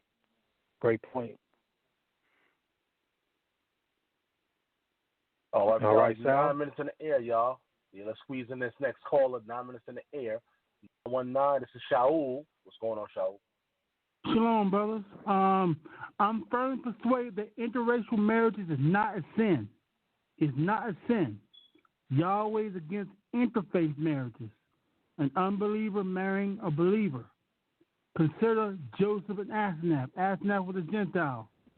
Consider Moses and Zipporah. She was a Gentile. Consider Timothy's father. He was a Gentile. So Abba Yahweh is not against interracial marriages. There's one human race. If that white woman converts to Torah, then she becomes a believer in Yeshua HaMashiach. And she becomes eligible for marriage to a Israelite man who is also a believer in Yeshua HaMashiach. I firmly preach and teach against the mindset and the outright heresy of saying that it's a sin for a black man to marry a white woman. That's foolish, that's unlearned, and that's unwise. It's contrary to the scripture. Yahweh in 2 Corinthians chapter 6, he said, "Be you not unequally yoked together with unbelievers." I'm against. You're not going to get any objection We don't have no objection to that. Yeah, but I know among some of our brothers pertaining to the flesh, they're against quote unquote Israelite man marrying a white woman, even if she is walking in Torah. Like Sakari, IUIC, GOCC, honor and humility. There's a lot of them. That's a food. If I can respond, can I respond to that? Yeah, go ahead, brother. Yeah, go ahead. Okay, I would say coming from a biblical perspective, we see that starting with Abraham. Abraham wanted to get a wife for Isaac from their own kindred. He had that servant specifically go to their family to get a wife from a specifically family group of people, right? And Isaac and Rebekah didn't want Jacob to take a woman of the Canaanites. Specifically, they didn't want them to marry those type of women. And so we see clearly that with our culture, we was trying to keep it in a particular family group as far as marrying off the son to a particular women. Keep it in a particular group. You know what I'm saying? So we see that from the beginning coming in. You know what I'm saying? So as I understand it, even though Moses did marry a Cushite woman, I don't know if it was neglect on either Moses' part or her part, but the Lord was coming to kill that child because he wasn't circumcised. Like I knew Moses knew about circumcision, but he didn't circumcise his son. So it's either that he didn't do it or he didn't have his wife do it or whatever the case might be. Responsibility do fall on him. You know what I'm saying? For that practice to be done. But ultimately, as you look at the history of it, Moses' children was not allowed to officiate in the temple like his brother Aaron was. And you look at it like, well, why was his children eliminated from officiating in the temple service and his brother Aaron was? And one thing I look at is it could be because he married outside the nation. His children was mixed, and they because of that, they couldn't officiate in the temple. I'm not saying definitively for a fact that that's what it is, but there had to be a reason why Moses' descendants, his children, didn't officiate in the temple. You know what I'm saying? So, and when you look at his brothers, his brother descendants, you know what I'm saying, they were both full-blooded Israelites. You know what I'm saying? As you read Exodus chapter 2, a man of Levi took a daughter of Levi. You know what I'm saying? So it's kind of pushing like we're trying to keep it within the nation. You know what I'm saying? And doing an overall understanding of mixed children within the nation, you seem that they seem to have some kind of problem as far as following the Most High all the way through. You know what I'm saying? Like they seem to be bipolar, so to speak. You know what I'm saying? When they mix like that, they at what one about point Timothy? they seem to be He was okay. mixed. He was a bishop. Say again? Timothy was a bishop. He was mixed. We can talk about. I believe Timothy was not mixed. You know what I'm saying? But that's something we can talk about later. But I'm just saying, as far as white man. You're adding to the scripture, brother. You're adding to the scripture according to Revelation 22. If you add to the word of Yahweh, y'all going to add to you the plagues written in the book. According to the book, his father was a Gentile, a white man. His mother was a Israelite, black woman. So okay, like I said, brother. Like I said, I believe, and I can show scriptures and stuff that to show that Timothy is not. You know what I'm saying? But like I said, we're not talking about.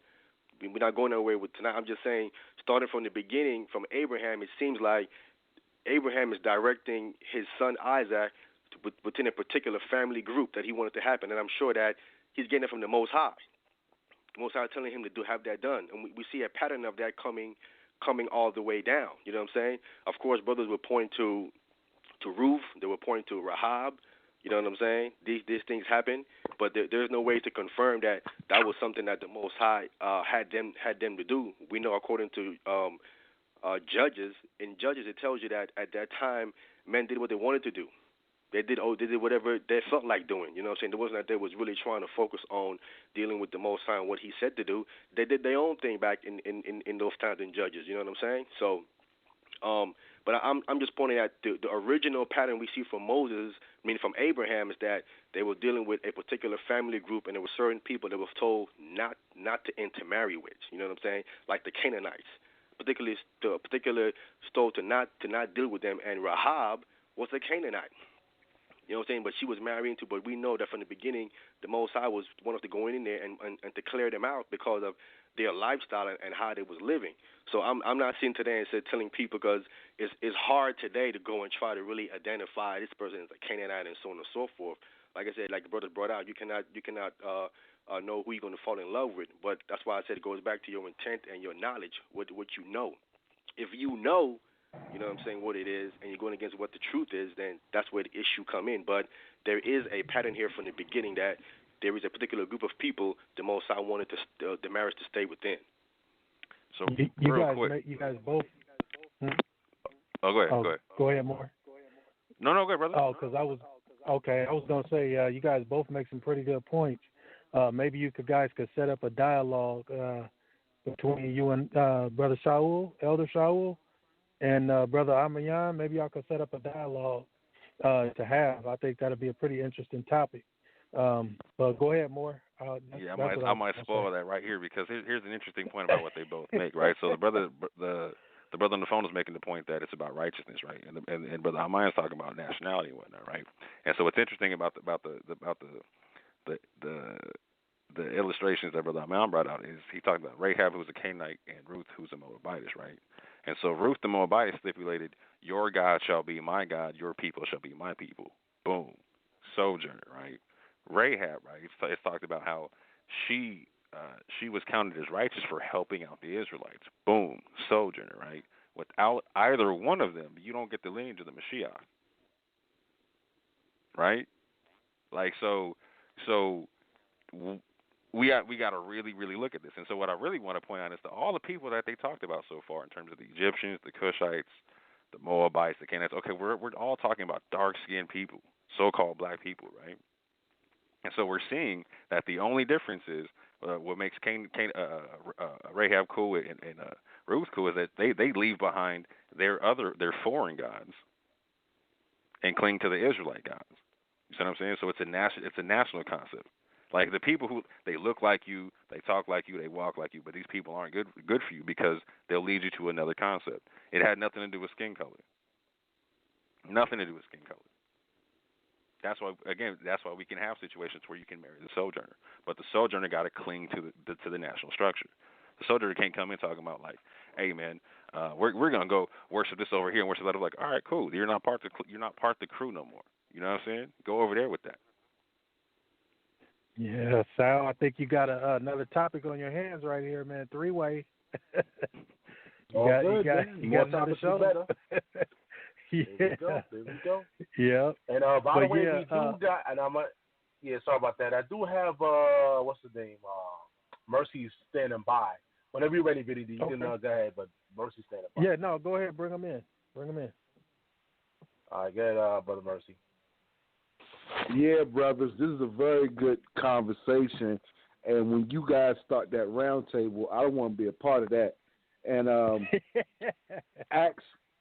going to get a verse to support Amayan. Acts chapter 10, verse 28. He said to them, you are well aware that it's against our law for a Jew to associate with or visit a Gentile. But God has shown me that I should not call anyone impure or unclean. This is Peter talking. But what I wanted to say, though, is that it is against the law. We're supposed to obey the laws of the land. It was against the law for a black man to marry a white person. So let's not forget. See, people forget so quick to forget our history in this country, and you might be surprised in some states it's still on the books. I just wanted to throw that out there, brothers. In some states, it still is. See, we so quick to forget our history, and see again, it's against the law in some states to marry outside. The states just don't enforce it, guys. They just don't enforce it. But there are a lot of things that are still against the law. They just don't enforce. I just wanted to throw that out there so you can understand that people understood how important it was to marry inside of your group. But see, there's a reason why we marry outside our group, because we don't have that family structure anymore. They destroyed our family structure. See, a lot of marriages in the Bible were arranged marriages. We don't have that anymore. So because we don't have arranged marriages, that's why we marry outside our group. And I just want to throw that out there. So I'm not making excuses for the people, but you got to understand, you can't just blame people for what they do and not give them a better option.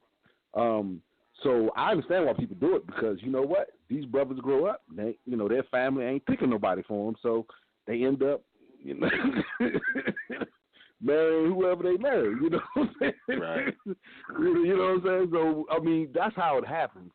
But I just wanted to say but we do, if we want to get back to the roots of our ancestors, we're going to have to start back with arranged marriages, because you can't just sit back and just tell people to marry inside their race and they don't know who to choose. Because a lot of times that when your family two families knew each other. And so it's like, you know, you had a background. You knew who you was marrying. Your family knew their parents, you know.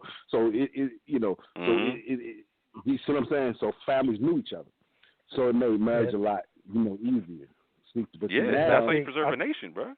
You know what I'm saying? And I think you preserve it on purpose. That would solve. Hey, that would solve a lot of problems that we have today if we brought back arranged marriages. So I'm not the biggest fan of arranged marriage, right? But I understand the concept of, and this is where I agree with Almayan, right? Is there's a preference to stick within the nation, right? But if you're not going to stick with the nation, the only other option is somebody who's clinging to the nation. Do you understand what I'm saying?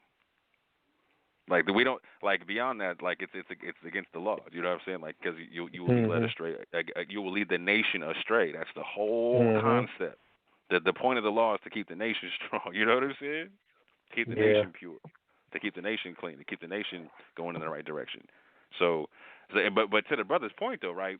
This goes into the other caller's point. Was talking about Umar Johnson. Those anti-miscegenation laws, they were enacted so their property and wealth and whatnot wouldn't get transferred to another direction. Do you know what I'm saying? Like so you had like the Englishmen and whatnot talking about they didn't want their white daughters marrying black men and whatnot. So because they practiced patriarchy where the men got control of the property. You know what I'm saying? It wasn't a matriarchal system; it was a patriarchal system. So they didn't want they didn't want access to their wealth coming to other nations and whatnot.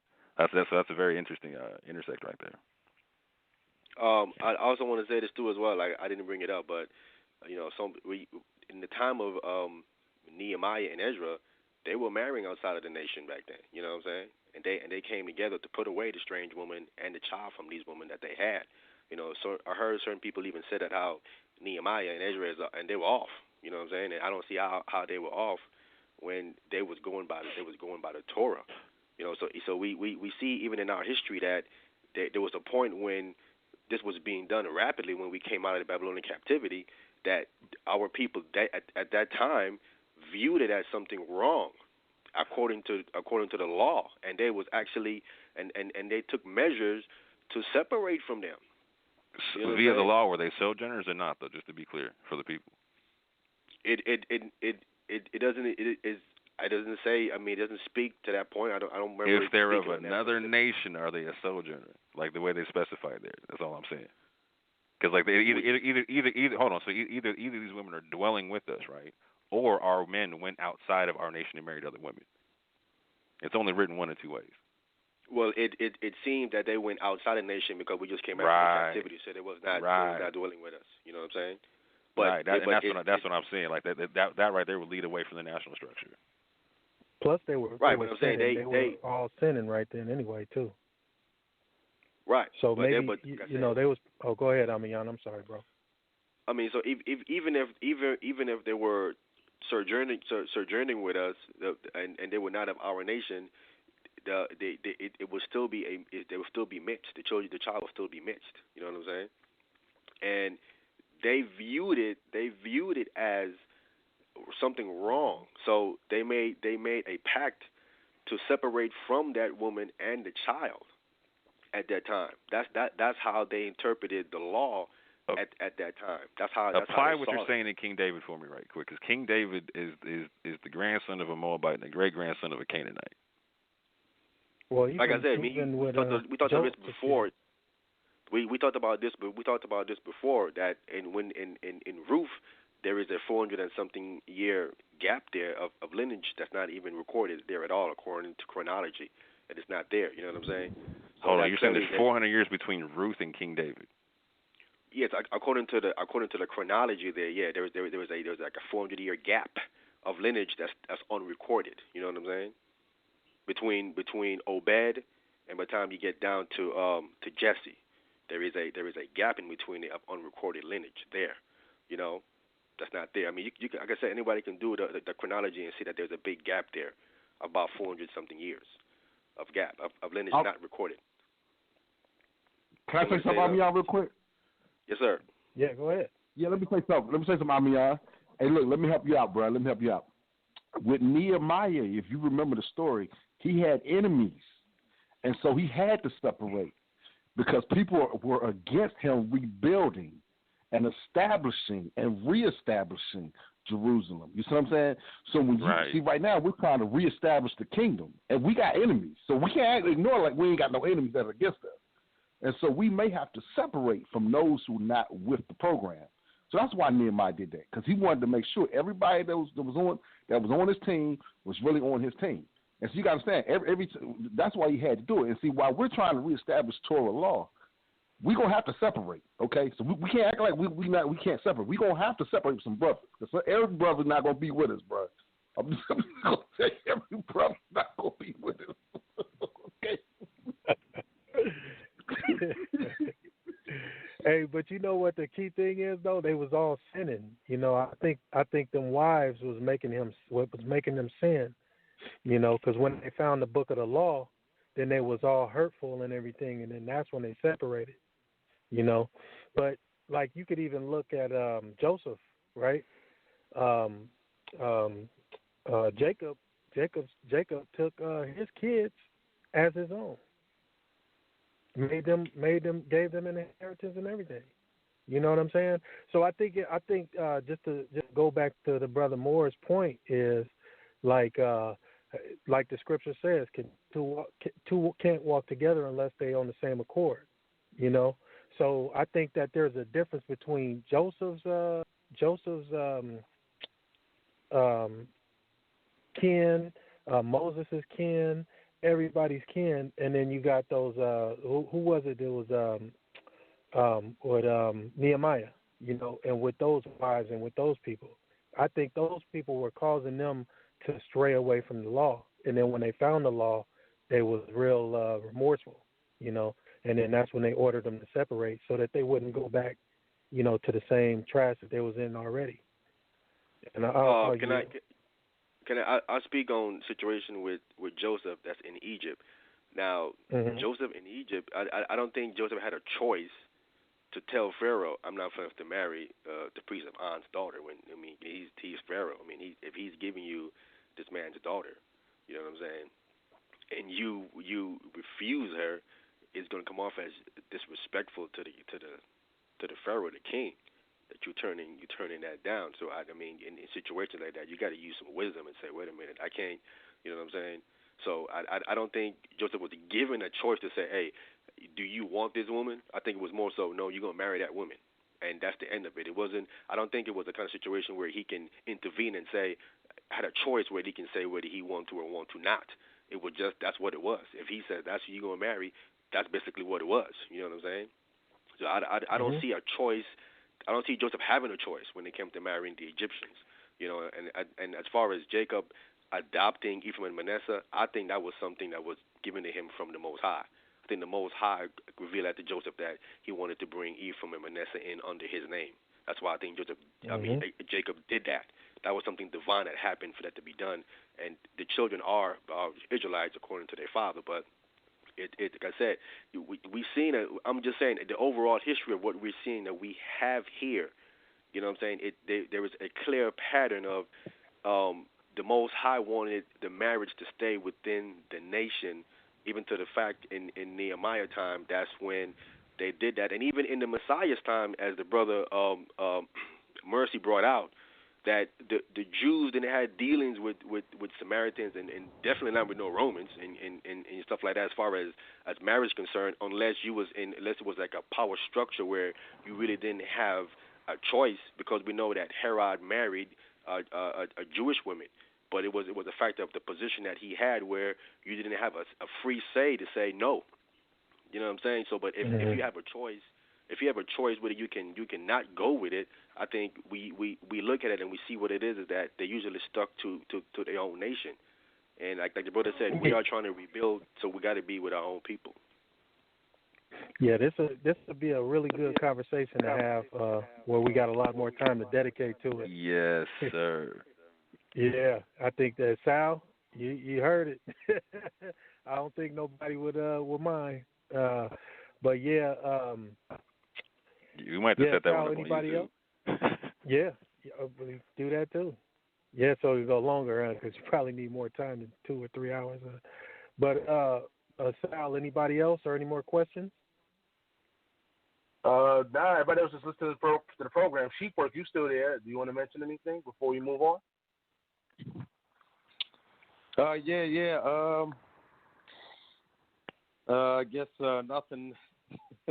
Nothing I want to bring up without having to end up debating. But there's a few things I obviously don't agree with, but I'm not going to go there right now.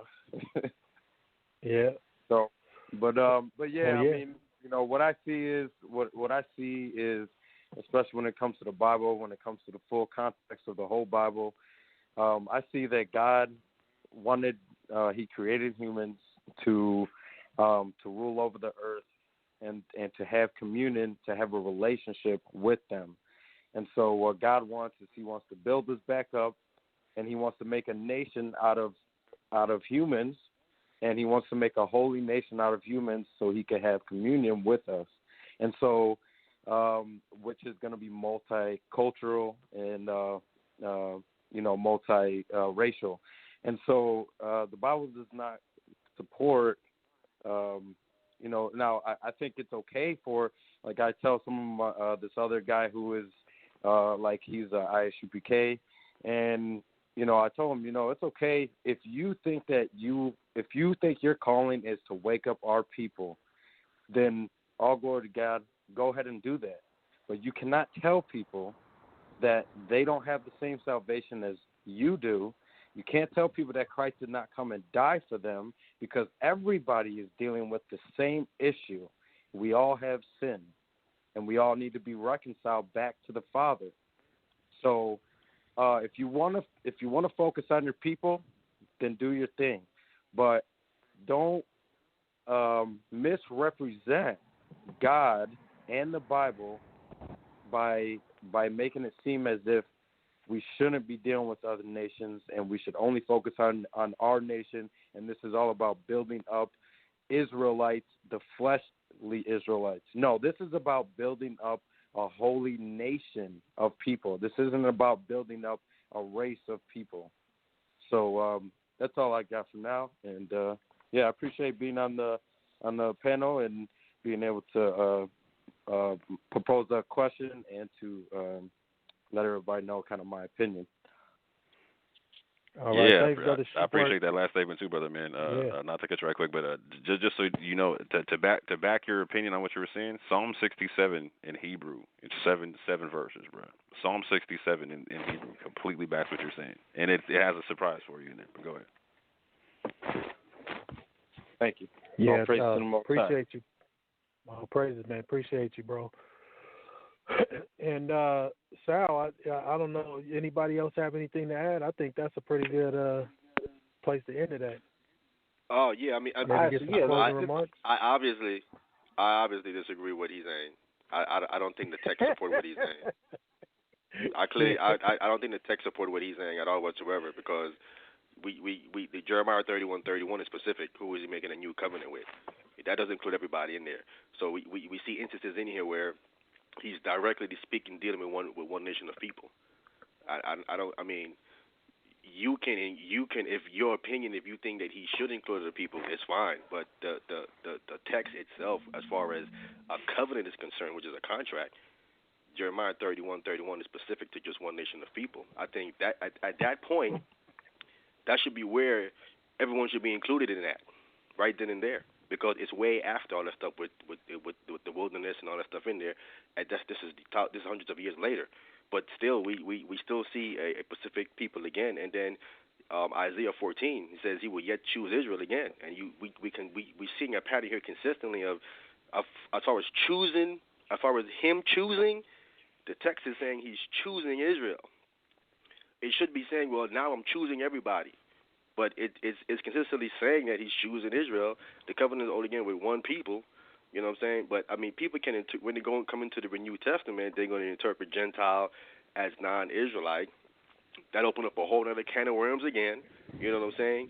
But the Messiah even saying salvation is of the Jews, I'm thinking, again, he should be saying salvation is for everybody.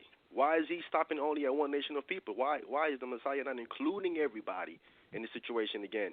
That's when now you would not have to add something to the Messiah's words to bring somebody else in, or explain to us why did he just stop right there and not say somebody else. And then you have to say, well, we got Isaiah 56 says this, and this one over here says this. But the person actually doing the saving, when you read what he says out of his own mouth, he's saying some stuff that's only gearing to one people. You know what I'm saying? So it's like the question becomes, why is he making statements that he's just dealing with one people? I'm not only sent but unto the lordship of the house of Israel. Why is he saying these things gearing to one people? Why is he not including everybody else? If he came to die for everybody, why is he not saying these things to go along with that? You know what I'm saying? All these questions will arise once you start to say these other things that the Messiah is not saying, and I guess that's where I disagree at, and I leave it there. Yeah, you know, it's interesting that people don't see. I mean, it's interesting that you say things like that. Like, we don't see that in the Old Testament. We don't see that in the whole of the Bible. And what's interesting about that is because you're right. It's not crystal clear. It's not that clear. And which makes Ephesians 3 stand out so much more to me, because we're talking about the mystery in Christ. And that mystery in Christ is the Gentiles coming into the fold. And it's interesting, once again, because this is something that isn't easily seen in the Old Testament. Obviously not easily seen, because you got people reading it all day and they still don't see it. And yet Paul talks about a mystery in Christ. And then he talks about the wall that gets broken down in Ephesians 2. And 100% that can't be the lost sheep of Israel.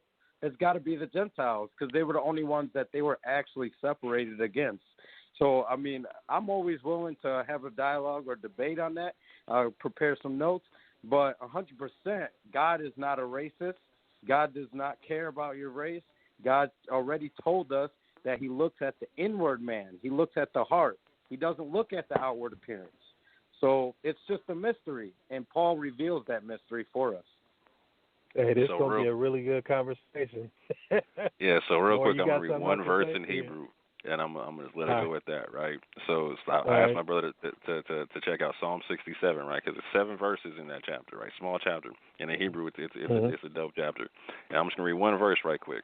It says, Derek yada eretz Yeshua goyi, that thy way may be known upon earth, thy saving health among all nations. And that word for saving health is Yeshua. And I'm just going to leave it right there. Yeah, we can go on forever and ever with this topic. I think, sound to be continued, right? To be continued. You see, Vinny D did a single-handedly changed the social hub. You know what I'm saying?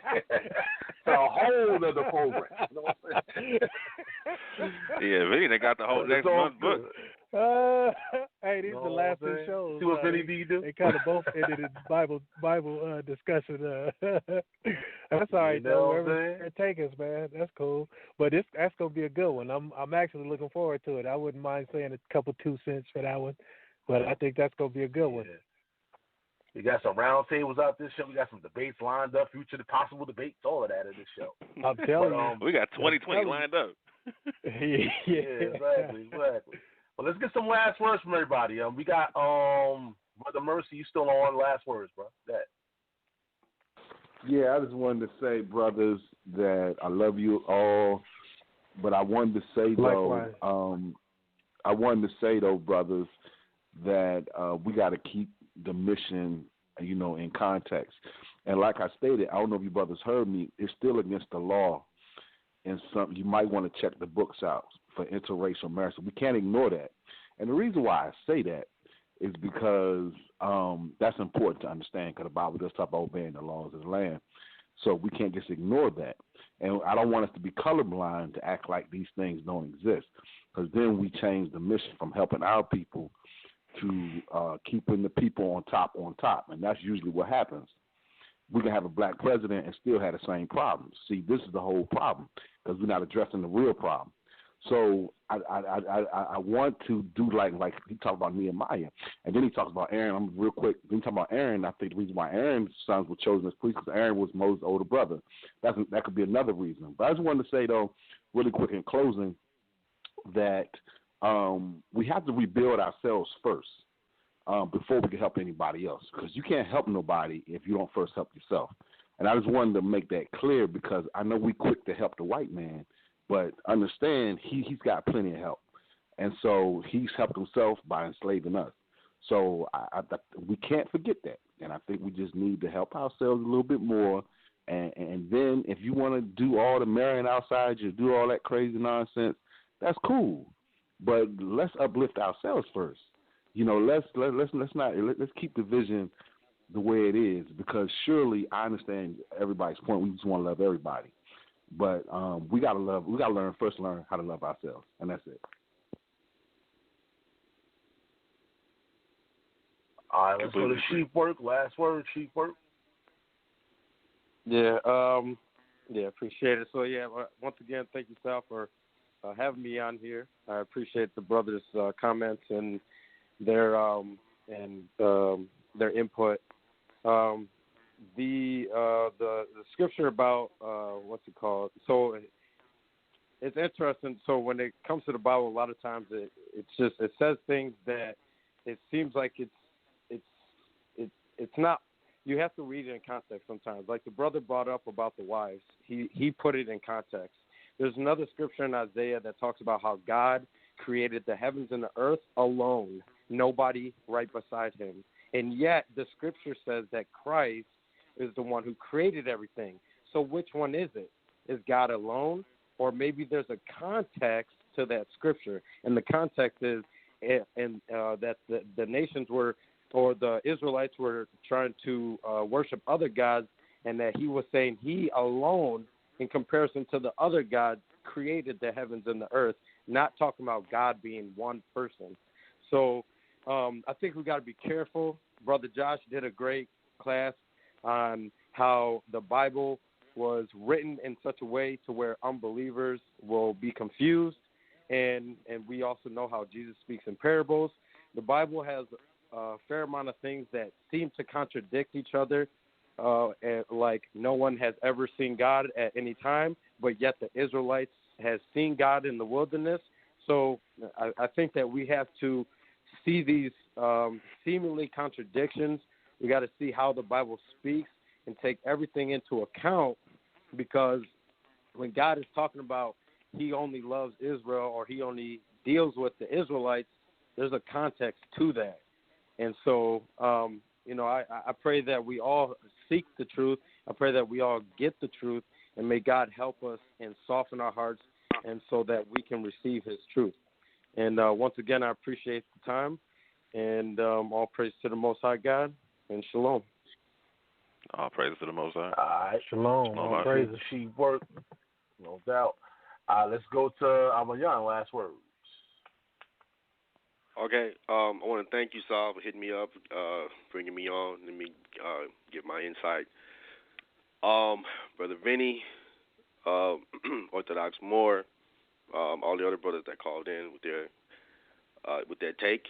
Going back to the original thing when it first came on, as I spoke, I believe that the enemy is them, it's not us, because of how we've been systematically been treated and continually being treated by them, and there is no let up from them. They seem to have no kind of compassion for us whatsoever, at all. You know what I'm saying? Like we just can't we just can't get a break from what they're constantly trying to do to us. As a nation, I'm speaking of, we know certain people get breaks as an individual, but as a race of people here in this country, we just can't seem to get any kind of sympathy from them at all whatsoever. You know what I'm saying? So, with scriptures, I believe that they're the problem. They're the problem. We have our own problems, of course, but they're the problem that's consistently keeping us down. Coming back to the situation with Israel and the other nation, when it comes to that situation there, I want to be clear that I'm not coming from a standpoint of hatred. You cannot see nothing dealing with hate. I look at things through the eyes of love, even though I might be passionate about something, but I'm looking at it for the benefit of not only the Israelites, but also for the other nation, based on what the text is saying. And if the text is saying it's coming from the Most High, and that's how He wants it to go, because ultimately, if it doesn't go how He wants it to go, it ain't going right for nobody, period. So if you can put your own personal opinion on what you think it is saying, but ultimately you got to fall back to what the Most High wants to happen. What is He saying which way He wants it to go? And as I'm looking at it from the standpoint how I see how He wants it to go, from what He's saying through the prophets, these things, this is what I'm looking at, the standpoint of what the Most High wants to be done, because it's either going to be His way or it's going to be His way. It's as simple as that. Either way you take it, it's going to go His way. You know what I'm saying? So I don't get too personal with the situation about hating the other nation, because hatred blinds you. But speaking from a standpoint of love, which we know God is love, and to convey what He wants to be brought forth is what my goal is, to bring forth what ultimately the Most High, the Messiah, want to be brought forth.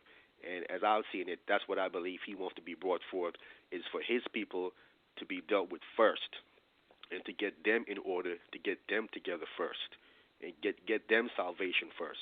So I'm pro-Israel, to get Israel together first, get Israel where they're supposed to be according to what He told them.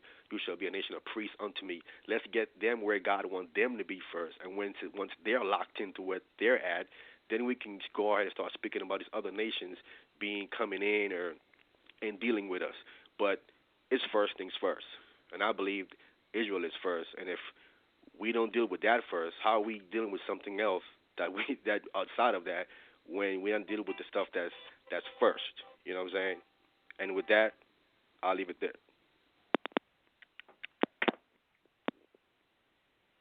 All right, Orthodox Moor, last words.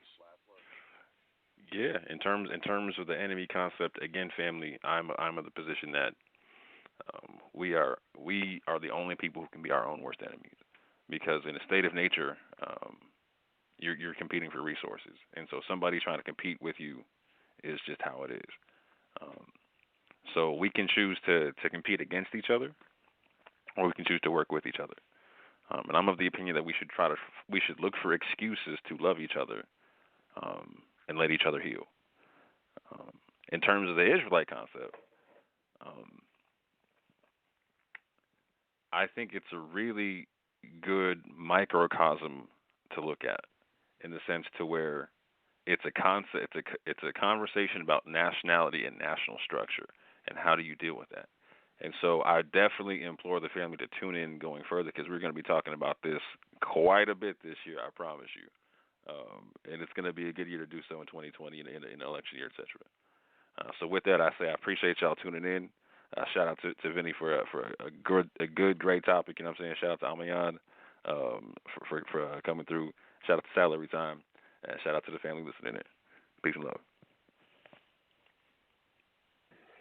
Yeah, appreciate you, man. And Vinny D, of course, appreciate the host more. of the program. Last word, my brother. All right. Peace to the brother Moore. Always a pleasure. I'm a Jan, bro. Great sharing the experience with you, bro. Brought out some interesting points, some really great points. And also Sheep Work, Brother Mercy. And I forget the other brother's name that called, the first caller. But shout out to you. Shout out to all the listeners. Shout out to the social media questions. And I would like to end it with just saying that, I pretty much would like to mimic what the brother Moore said. My personal opinion is, even though there are outside forces, that's, that we definitely can see that's going on that are against us. In actuality, we are our own worst enemy, because they can only do to us what we allow them to do. If we come together, a hand is better when it closes and comes together and becomes a fist. It's more powerful, And I would like to say that we need to start building up that trust, like the brother Moore was saying. Get away from all this spookism and all this misinformation. Come back to the things that we know, and start projecting the things that we want to see and that we want to be a part of. And I think that always a good pleasure. Thanks, Sal, for having the conversation. And take it away, bro. Help keep the show on the air. If you want to help, you can send your donation through PayPal. The email is debatetalkforyou@gmail.com, or through Cash App, $Sal Showtime. Thanks for your support. Does your new or existing business need a strong online presence? With close to 4 billion people using the internet every single day, it's imperative that your business product or service is easily found by those searching for what you offer. Welcome to My Hosting Plus, your #1 online service provider. Our team of highly talented web developers and graphic designers specialize in creating eye-catching, pixel-perfect websites and graphics that are highly successful in converting leads into ongoing customers. No need to go elsewhere for web hosting, domains, professional emails, and social marketing. My Hosting Plus offers a one-stop shop experience that our clients love and appreciate. So what are you waiting for? Head on over to myhostingplus.com today and let our team elevate your business to the next level.